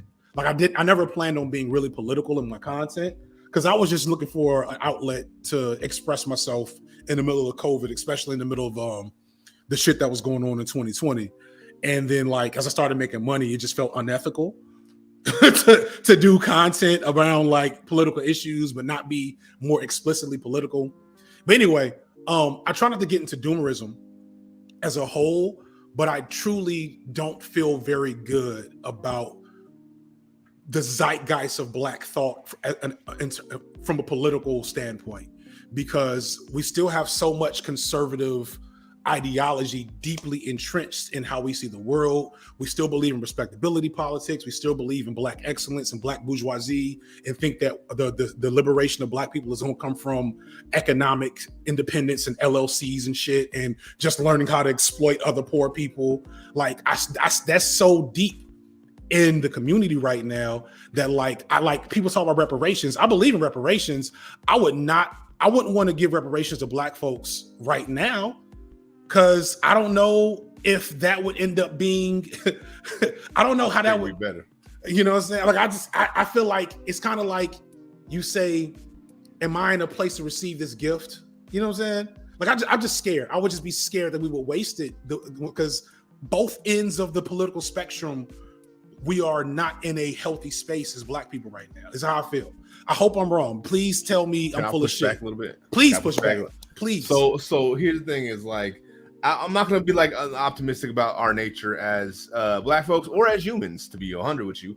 But what I will say is reparations itself is not a gift; it's an ode, right? We're debt, and I think it would still be better than what we're looking at right now. It'd still be better than the situation right now. And one thing I'm always big on, though, we can't get reparations out of native land. So I want some beachfront property in Europe. You know what I mean? Let's go. But the thing is, one thing I'm also really big on is that when we think about reparations, we shouldn't think about like currency. We should still be thinking about land, about space, about the space to build the infrastructure that we need. And I think that's how we got to think about it. If we think about money, yeah, any money you give me, cool. That's the interest for reparations you've been owing. But that doesn't count towards the actual payment. That's just the interest that's been owing from all this like waiting that our people been doing. But the thing is, like, that money isn't going to liberate us, right? But controlling of space and lands and be able to build our own societies will. But like I said, I'm big on like they can't give us American land, so it has to literally come from Europe, which white people are not going to like. I'm like, no, you can't. Like, no, that's where you owe the debt. Indigenous people don't owe us that debt. You owe us. You owe them a debt too. So like, I'm not taking away from the shit you got to pay them to get mine. You got. I love that. I love that. Come from white people's actual territory. You know what I mean? So you fed me for real right there, bro. That's why I fucks with y'all young people and y'all folks that's been here longer than I have, because y'all are closer to the reality of this shit and are doing this from less of a reactionary standpoint. Like, this is survival from that perspective. That's why I try to, like, I've tried to do so much to listen to, not just, I've always listened to people in the streets, but I've tried a lot to listen to trans people and trans black folks since I've gotten on the platform, because it occurred to me that, like, the way these systems are set up, there's few people like attacked as uniquely as trans black folks. Because so it's like, I'll sit up here and be like, man, I don't know if this is gonna work, and the motherfucker be like, no, it's gotta work. And let me explain to you how. And I'll be like, oh, and I feel better hearing you explain that, because all I can think about is a handful of my peers who got the degrees, who will be the first ones writing the policy papers for reparations, and how I know they'll fuck us over. You know what I'm saying? Like, that's what I'll be thinking of. I'll be thinking of like, no, I've been in the meetings with the Department of Health, the Department of Housing, with the governor's aide, and the CDC, right? I've been in meetings with them and heard them plan fugazi ass shit to support working class and poor people and people in need. And like, been like one of two people saying, yeah, that's a horrible idea. Yeah, that's not gonna work. And they say, well, write me a paper. Write me a white paper, write me a policy brief. And you write that shit, and they don't read it for 6 months. And in that 6 months time period, they've already allocated funding. You know what I'm saying? And that's why, like, that's it's a nonprofit industry. It is. Real talk. You know what I'm saying? So it's like, so hearing the truly revolutionary perspective on it is important. And that's why I want more black people to get.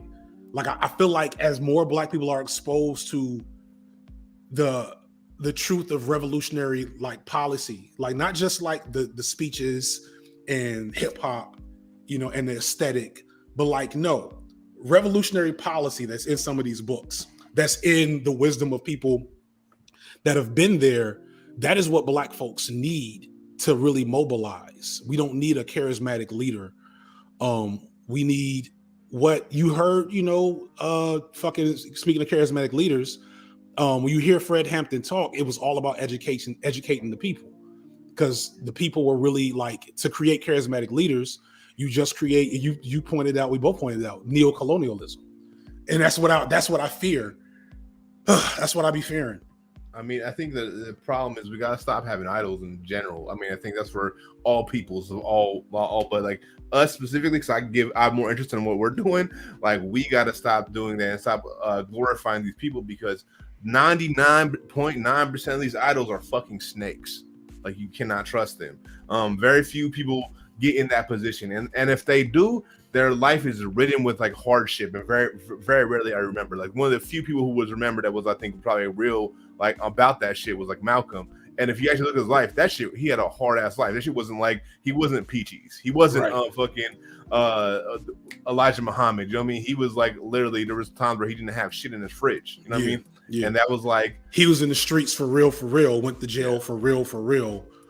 And Islam saved him. You know what I'm saying? And that's the funny thing. When you read, if people that actually read his book, he didn't fuck with the nation at the end of his life because he recognized the nation wasn't truly revolutionary. Yeah, he not to mention he outed fucking Elijah Muhammad for some foul shit, but you know, plenty of foul shit. Yeah, I'm from Chicago, so like that shit is deep lore. And then like the people don't know, like Elijah Muhammad's son left too, not long after Malcolm was his legitimate son, because he had, I don't know how many kids Elijah Muhammad had. He was doing some cult like shit. But his son Warf Deen Muhammad created a whole separate sect of what essentially just became Orthodox Islam, but like with a black spirit, apart from Elijah Muhammad, because he recognized it to be some, I don't like to disparage the brothers too much in public, but if you know, you know. And so like that's what I'm talking about is house cleaning a little bit, as we, both at the same time, because it's easy for me to say let's house clean for efficiency, for black revolution, right, for black progress, when I'm sitting in my house, you know what I'm saying, and like I'm not worried about my license, you know what I'm saying, I'm not worried about if my housing situation is going to be okay in a little bit. So I try to be responsible with the real space I occupy in these types of movements. And although like I love being an educator and an orator within the space, I don't think I should be a leader, because I can't move with the same type of efficacy. What's this? Maroonage. Whatever method forming communities based on which people can try to change the broader society. I don't know much about it. I don't like talking too deep about things I don't know much about, Patrick. My bad. Are you more familiar with this? Sorry, no, I didn't mean to do that. I clicked the wrong one. I'm trying to highlight a different. Oh, you put me on the spot there. My bad, I didn't catch it until you read it. I was like, shit, that was the one I was trying to highlight. Oh shit! All right, that's what I'm trying to highlight right here. But my bad. I gotta read that now. Idols that aren't snakes usually get clapped by the feds. Is that a fly? Is that on my screen? No, that's not on the screen. How did they do that? I don't know. Whatever. You kids are amazing. Probably Photoshop or something. Yeah, that's that. Did you hear about the slander with Angela Davis? They were slandering Angela Davis a little while ago. What? Basically, there was smoke to the fire that Angela Davis is a Fed. Because if you think about it, everybody else from that era is dead or in jail. I have to find the threads that it made sense. I got to do more research. Not everybody from that era. Well, no, it's not everybody from that era.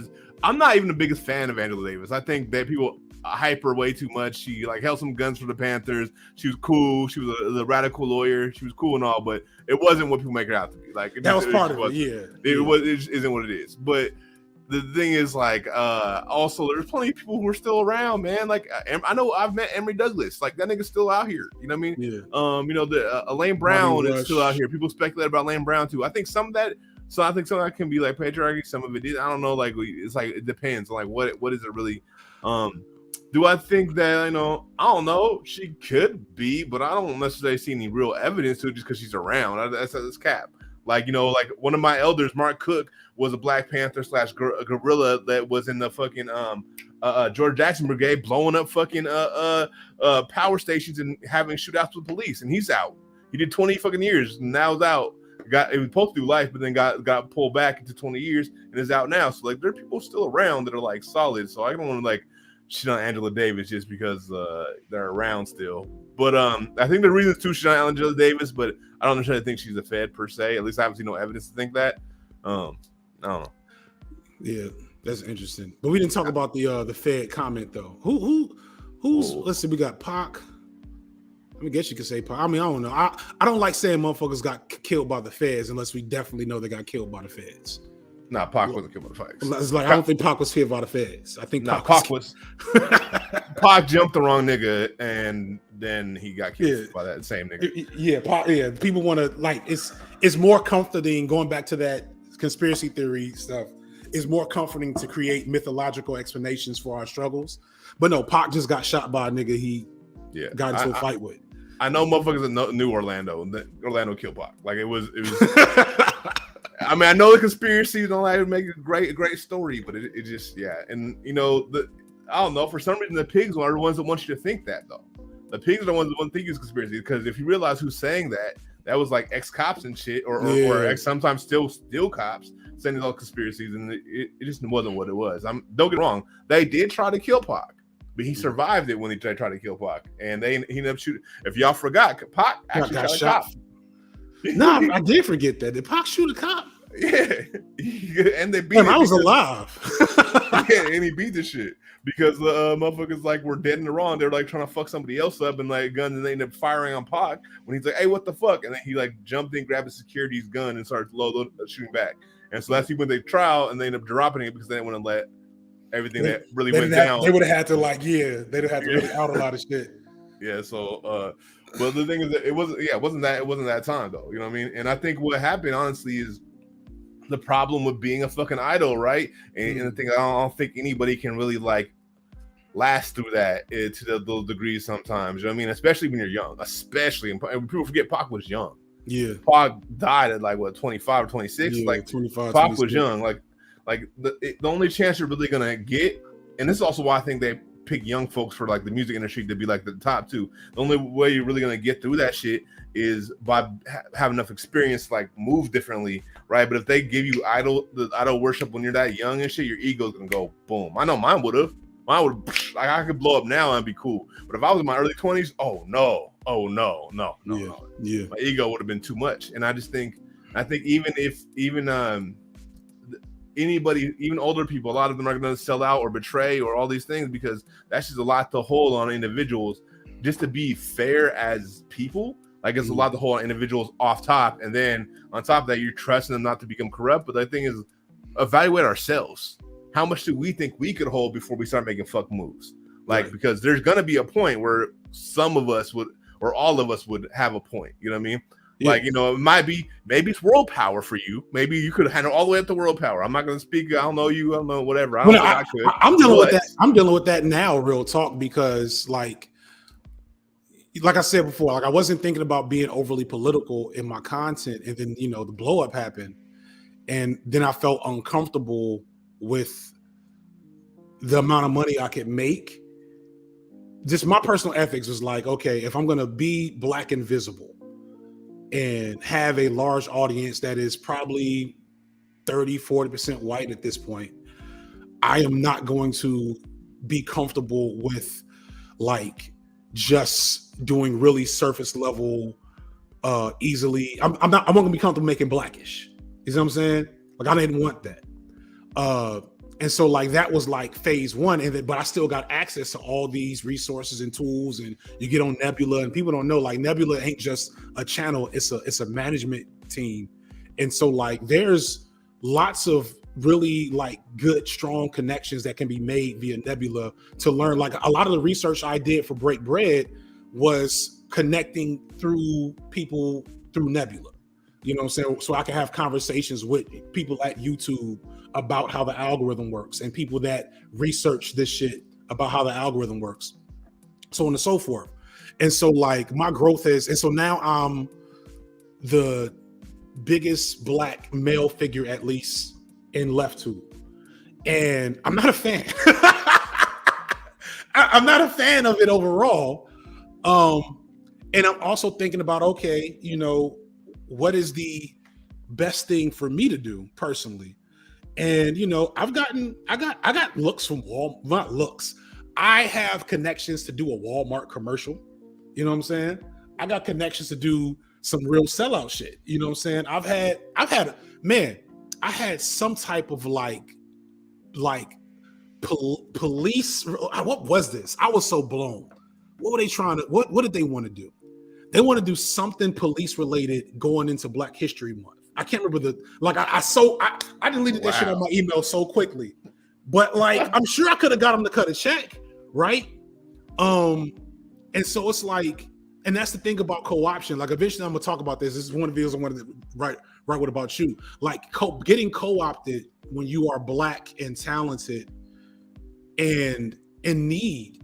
It's not like we imagine it as you get invited, you get picked up in a Black limousine, and you get taken to the secret room with all the old white men, and they hand you a suitcase full of money and say, okay, sell crack or some shit. Like it's not like that. It's little decisions here or there, and the next thing you know, you are doing Walmart commercials. You know what I'm saying? Or you're posing with the police. You're Jay-Z with the NFL. You know what I'm saying? Like it happens very subtly, and so I'm personally trying to like manage that. You know what I'm saying? I won't do a Walmart commercial. Maybe I'll do a Target commercial. We'll see. We'll see if they cut a check. But like, if I do the Target commercial, will the next thing be the police outreach program in Atlanta? You know what I'm saying? Like, so it's like I'm trying to stay dangerous. See, you just gotta you gotta do the police one, but you just gotta make the whole video about police violence and terrorism. And just don't tell them until after they got you sponsored, and it's like, and like, wait, that's not what we wanted. Like, oh, you are paying. Damn, sorry, I can't delete it. Y'all want the money back? I spent it. What was in the contract?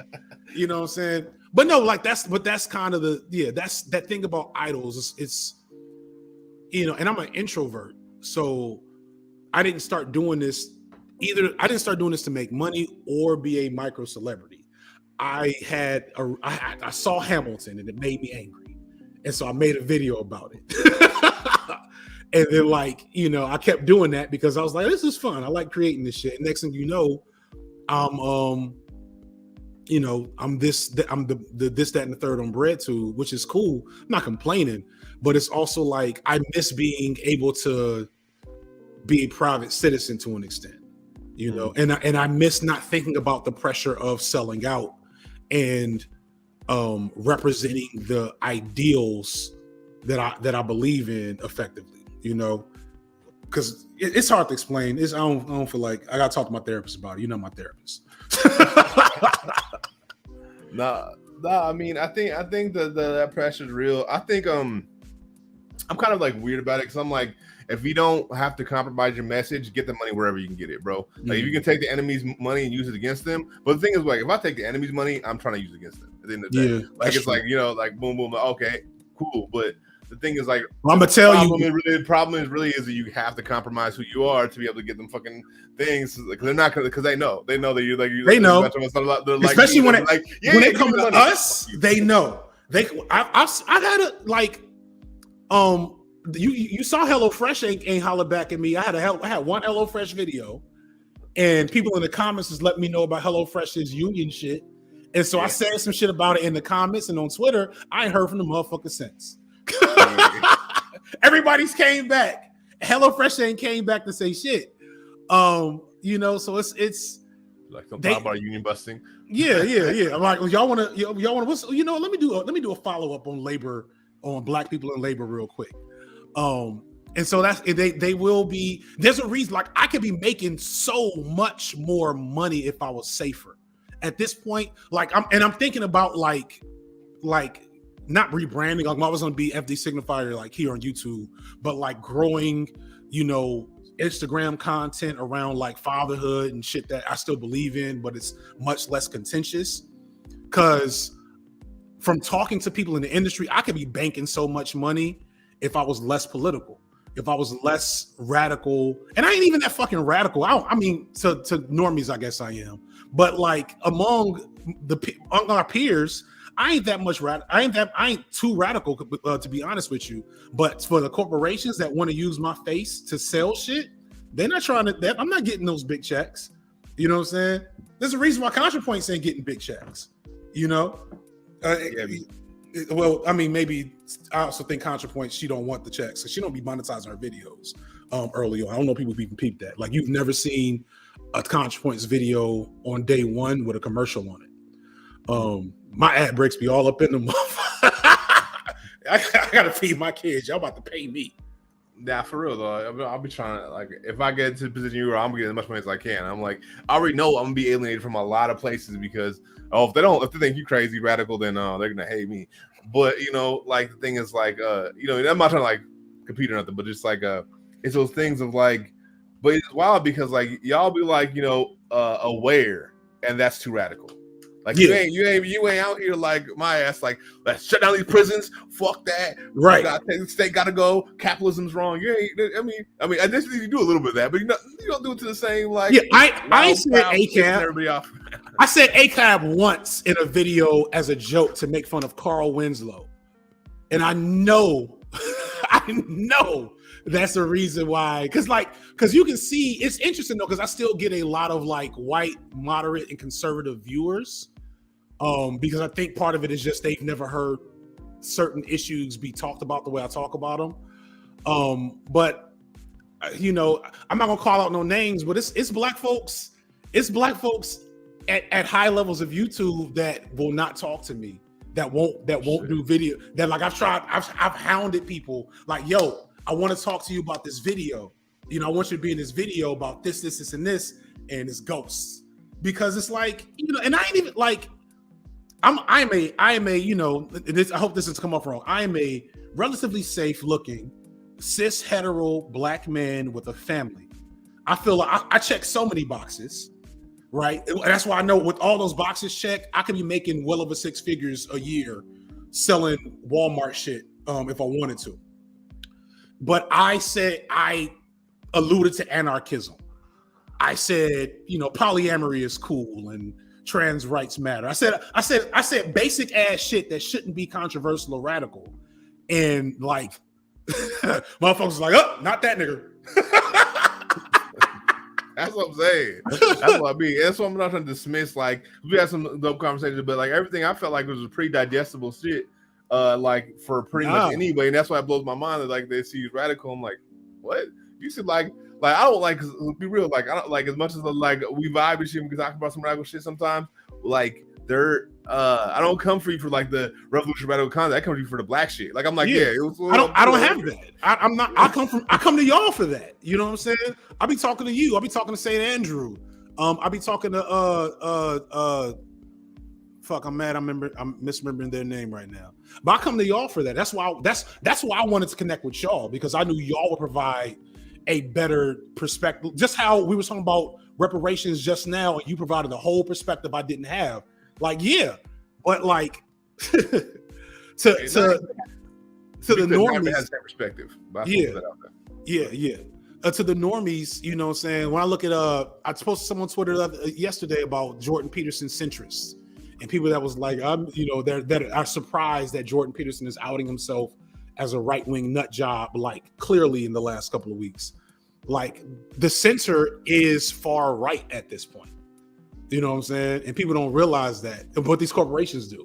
Shit, the left in America is far right. Like, liberals are right wingers, bro. Like center right at best. Yeah, center too far right at best. Like that's liberals. So everybody else, you gotta realize, and that's what people don't realize. They never actually looked at the political spectrum by actual positions people take. And I'm like, yo, no, liberals are center right at best, the most left. Yeah. Like Bernie Sanders at his most like radical was a centrist. People don't even understand that, was a centrist. It was not leftist. That's not even the thing. But in America, though, he's radical left. He's an extremist. Yeah, you know. And that's like, and then people wonder why like people that are like me like roll my eyes at Bernie Sanders, like, nah, fuck Bernie Sanders, shit. But the thing is like, it's kind of wild because the American, like, not just the political spectrum, but the spectrum within we see things be kind of wild. I mean, that's why likes, like we started the thing out talking about, like that's why it likes so much the two-dimensional perception of like hood niggas, right? Because then you don't have to see someone as fully human anymore. They're just like an animal, right? They're like this wild semi-smart animal is what is kind of how they view us, right? It's spectacle. It's a zoo. You know what I'm saying? And there's a sexual element to that. That's like to plug my video coming up next week. The thing that when you really start to dig into it, the destruction of Black bodies during and after slavery has always been sexual, has had sex as a core component. And with Black men in particular, that's highly under engaged with, partially because there's no Black men in the academy. Or not enough Black men in the academy, and not enough Black men in the academy that have been able to survive how shitty academia is for everybody, let alone Black men. And so when you look at the commodity, like when you look at that stereotyping of Black brutes into these spaces, the thing that nobody talks about is not just racist, it's also erotic. You know what I'm saying? It's also like there's you know, when you look at Black art and music in like before the 80s, like in the early 80s to like the 50s, I talk about this in the video, Black man presented in such a wide variety of ways. Like we were colorful, flamboyant, queer coded, androgynous, you know, very demonstrative, classically masculine. It was a gamut. It was a real spectrum. And then ironically and sadly, as hip hop became more commercially appealing, everything got flattened down into like the hood aesthetic. And part of what made that possible was not just trying to survive, but that the hood aesthetic was the sexiest one to come out since rock and roll. And this will go to like the beginning of the conversation, right? It's not even really the hood aesthetic. It's the two-dimensional perception from like a white lens or a petty bourgeois lens, because they can overlap, of hood aesthetic, right? Because that's what I'm talking about. Like, it's not even a whole hood being included in that. It's not every hood nigga. There's hella hood niggas that ain't really included that. Even when you see like, you know, you talk about even groups that you even fuck with, like Wu-Tang. You see the nerdy niggas go in the back of the lane, right? You don't, not to mention you don't even see queer niggas, but we know if you're from the hood, you know there's plenty of queer niggas out there. You know what I mean? Some motherfuckers in the closet, some motherfuckers ain't. You know what I mean? And but they're still hella queer if you from the hood. But if you're not from there, you don't notice that. And now don't get it wrong, there is still homophobia in hood, just like there's homophobia everywhere else. I don't think it's more. I always bug against the idea that it's more, but it's still everywhere. You know what I mean? Because society we live in, but these things that don't portray us and the whole characteristics of who it is. And that's why I see very few. I mean, that's why, like, I gotta be real, like the Shy was like a kind of a breath of fresh air, because as much as it still goes on that whole aesthetic, it kind of actually tries to push into 3 dimensions where a lot of things don't have the characters being 3-dimensional. I love that. I hate that they killed the boy, but like the father that was a drug addict, that was like all over the place in the first season. Cause like the way like the way we even think about, man, like, I don't know about you, but like I had uncles and like elders in my family that were dealing with substance abuse issues. And when I saw substance abuse in the media, I never connected to two. I just thought, I was like, they must be doing different drugs than what my uncle or my cousin's doing. Because there's no way that like this foaming at the mouth crackhead scratching himself, you know, on the street is doing the same drugs that uncle such and such is doing, or cousin such and such is doing. And that's because and I'm not condoning, you know, addiction, you know, or saying like it's good to like have addiction, or people shouldn't be, that the trauma that comes from dealing with a person, let me phrase that. I'm not saying that the trauma that comes from dealing with the person with addiction is not real or significant, but the depiction of it in the media is so different from what that actual experience looks like, and how like maybe only recently have I been seeing that presented better in the media, because folks will act like people with addiction, especially Black men with addiction, are just these monster zombies like running through the streets killing people for crack, When in reality, man, like you'll have an uncle that holds down 2 jobs, takes care of his family as best as he can when he is not getting put out, and then like sleeps on the street when he's going through a habit and a fit, you know, and then like the family's trying to work with him. You know what I'm saying? Like it's not, I'm not trying to glorify it. I hope it's not coming off like that, but it feels much more dimensional again compared to the guy in the Shah versus like what you would see in a New Jack City, you know, 20 years ago. Yeah, and that's facts. And also at the same time is you get to the like the thing of like that also adds to like non-accountability within certain within our communities, right? Because I remember one time, this to get a little personal, that this person I consider my sister, someone had like robbed her and like smoked dope in front of my godson and shit, and we end up, you know, doing a little something to this motherfucker behind that shit, right? And the thing is, other people are like, oh, but he has addiction, you shouldn't have done that, that's fucked up. Like, no, bro, not every addict chooses to do that. That's who you are as a person. It has nothing to do like with your addiction. I mean, yeah, that brings that bad shit out of you, but there's hella addicts that don't do that. That literally would never have robbed a single mom, would have never smoked dope in front of a newborn preemie infant. You know what I mean? They would never done those things. But because people, like, you know, some of the folks only experiences with that in real life was on TV. I mean, not in real life, but was on TV, right? That they just like, oh, they can't help it. There's no accountability, which is like, cap, like, bro, you're still accountable for your actions. But then also at the same time, on the other end of it, makes it so easy to demonize addicts at the same moment. So it's a dual thing of like a lack of accountability because you don't hold them accountable as a human, but then you also don't see them as a human. So then in another moment, you might be like super sympathetic this time, but then when they're suffering, you don't give no fucks because you don't see them as a human. And so there's like these dual things that happen from that type of shit. I think that happens just not just for drug addicts, but like dope dealers, for pimps, for prostitutes, for everybody who's depicted from the communities that like specifically I and other folks come from. Like, it's like, yo, you don't see the whole contrast because it's putting these really two-dimensional things. And that's why I said like Shy was really was like a great example. That I'm glad you said Ronnie. I literally had that on the list of videos to make as a video specifically about Ronnie and like that whole story, because that was, I think, one of the best redemption arcs I'd ever seen, to be real with you. Like and like in film at least. I've like read some books that had better redemption arcs, but like it was pretty hard on the top. For a mass media like thing, that was pretty excellent. You know what I'm saying? And it's not, and that's the other thing. So to be clear, like, I don't need perfect representation of Black people in fucking Marvel movies. I think Black Panther was as good as you'll get. And like, and it was horrible. Look, I love Black Panther. Don't tell me that. It wasn't, I mean, like, it had some issues. I was so against Black Panther. I got people blocked me behind my takes on the Black Panther. I was like, it is white supremacist propaganda. What? Niggas working with the CIA to stop the Black Liberation Revolution, and like that was, and that was. So yeah, so that part is really bad. I always think what I keyed into with Black Panther was the moment it happened, like the specific social climate it happened in, and how it kind of like primed. It was like a big ass black ass party, you know. And but you know, yes, I definitely recognize that Killmonger was like a revolutionary that basically he was making perfect sense, and it's like, okay, have him kill this black woman for no reason. Yeah, exactly. Okay.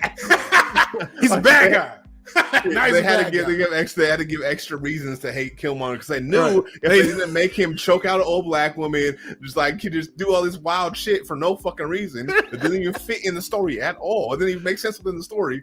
That if they didn't make him do that, then people would sympathize with Killmonger and not the Black Panther.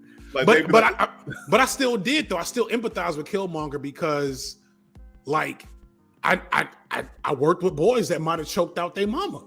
Like I worked with them boys, and I always remember the end. The end is what always, you know, sold the movie for me, despite its problems, was the effort to put into recognize that the core of Killmonger was his desire to help his people and the pain that he had went through to get to that point.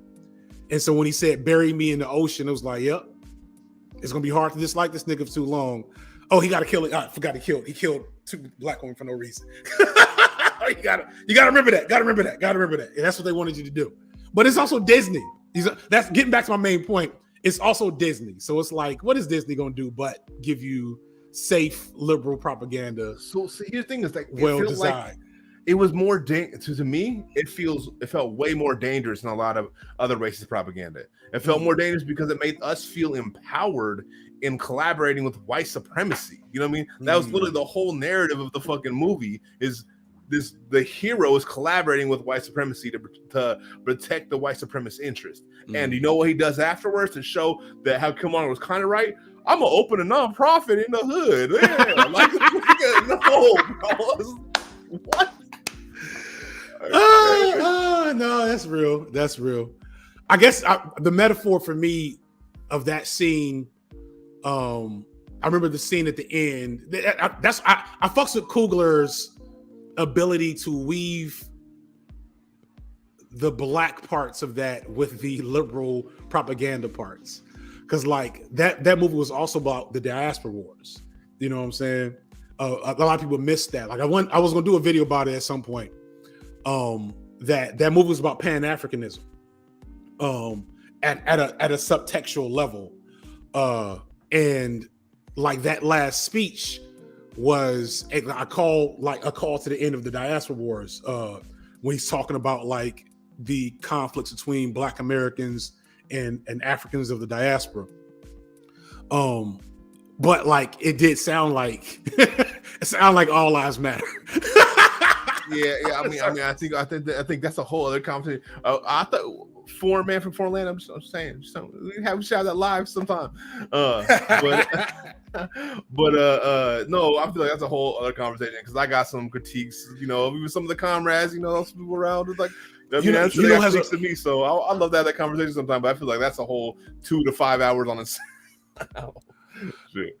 You see, Hero the Kid. Click Hero the Kid's comment right here. This is the thing that you know, it's hard. It's right there. Like, man, let me see if I can find a picture of me and my wife going to Black Panther real quick, and then I need to roll out. But I gotta show this. I gotta show this to the people how serious it was. Because the thing for Black Panther, we way off subject now.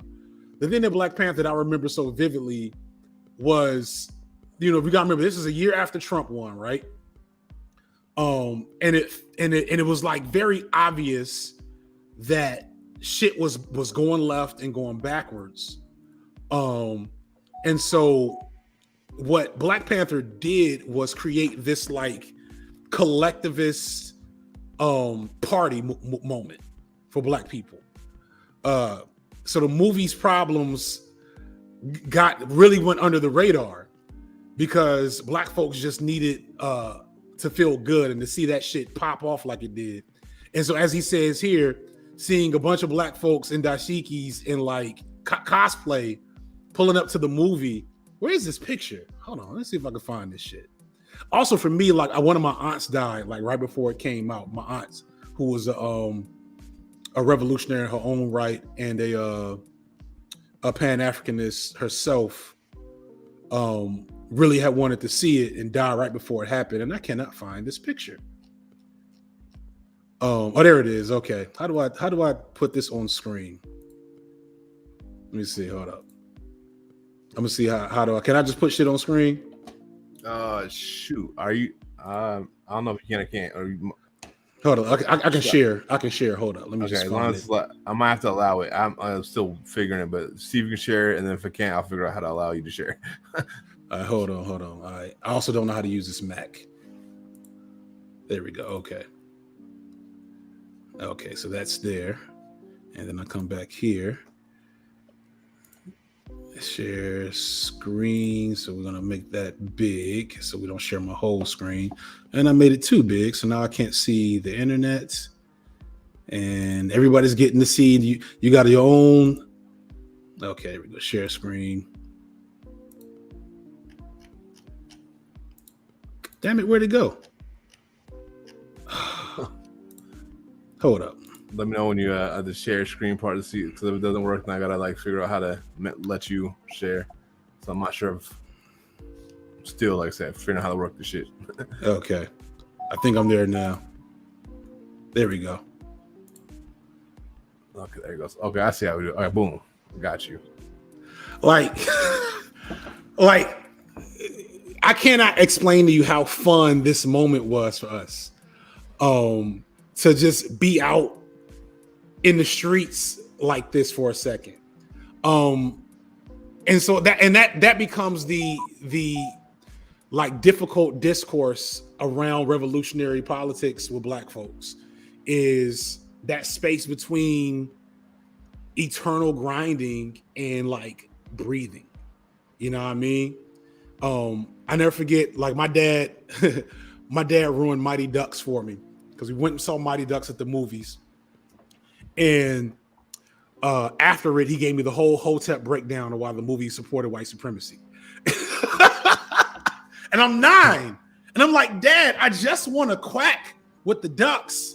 He's like, you can't quack with the ducks, boy. You got to understand, you know, like, and so like, and I just ruined John Henry for my 9-year-old son. I wasn't as bad as my dad, but you kind of get my point though. Like, us, like me and my sister had that same thing with Paw Patrol. We're like, no, police are fucked up. They're bad. They're not okay. Oh Lord, not Paw Patrol. Yeah. We've had conversations about Paw Patrol. We've had kid ones. They're, you know, my oldest is getting old enough to start being political. We play a game called Find the Black Person, which is a game I taught them when they were younger as like a safety mechanism. It was like, hey, if you're out and about, you know, because they have a handful of white friends at school and they go to school in a mixed neighborhood. And I'm like, if you ever find yourself in a space, you play Find the Black Person. If it's really hard to find the Black person, then you're the Black person. And if you're the Black person, you probably should change the space you're in, or just be very careful about the way you behave, because there's other people also playing Find the Black Person. They're just not Black like you. I explained it much better because he was, 6. But you get my point though. Like so there's the combination between that and he just wants to watch Paw Patrol. You know what I'm saying? Or I don't know, insert other propaganda kid show. Or a Black Panther. You know, it's difficult. Yeah, I mean that's why I killed me about Black Panther though. It was so much hiding like white supremacy as like our liberation, right? And that's what really frustrated me more about it. And that's why I was like so vocal about it. We're like, oh my God, you gotta ruin everything. I'm like, I'm just saying, he seems a little more atrocious than the average like co-optation. This is my opinion. You know what I mean? I'm just looking at it like, that's kind of bad. And to be fair, T'Challa would never have worked with a white, so the actual character would never have worked. Made him out to be the white dude was supposed to be the funny, nice white guy. Like, dog, he's the CIA. Like, no, like he's a war criminal. Like, literally. I gotta get out of here, man. Yeah. So let's say our little goodbyes. You know what I mean? You want to say everything, last words before we pull out? Man, I hope everybody's doing well. I hope I ain't say nothing stupid on this podcast, because there's a difference between video essay feek and live stream feek. The shit can get testy. But this is good time. New video dropping, God willing, Friday. That's why I got to get off. I got to get off and talk to Needless on Black men and sex. And then I might go on a hiatus. I don't know. We'll see. I keep threatening a hiatus, but then I just went like low-key on a vacation the last couple of weeks. Either way, it's all love. And we gotta have you come for the time. Oh, my bad. Sorry. No, this is just happy to spend time. Yeah, we gotta have you on. If you have time in the future, we gotta have you on one of these Sex Sundays too, because I figure like we'd have that whole topic that you were just talking about. Maybe talk about BBC fetishization shit. Maybe something like that on it would be fucking fire. But also, for everybody who came through, please subscribe if you haven't to Overthrow Media and like this video, share it. Hopefully, y'all got something out of it and enjoyed this conversation, because I know I did. So, indeed. All right, y'all. Peace. All right, peace. In broadcast.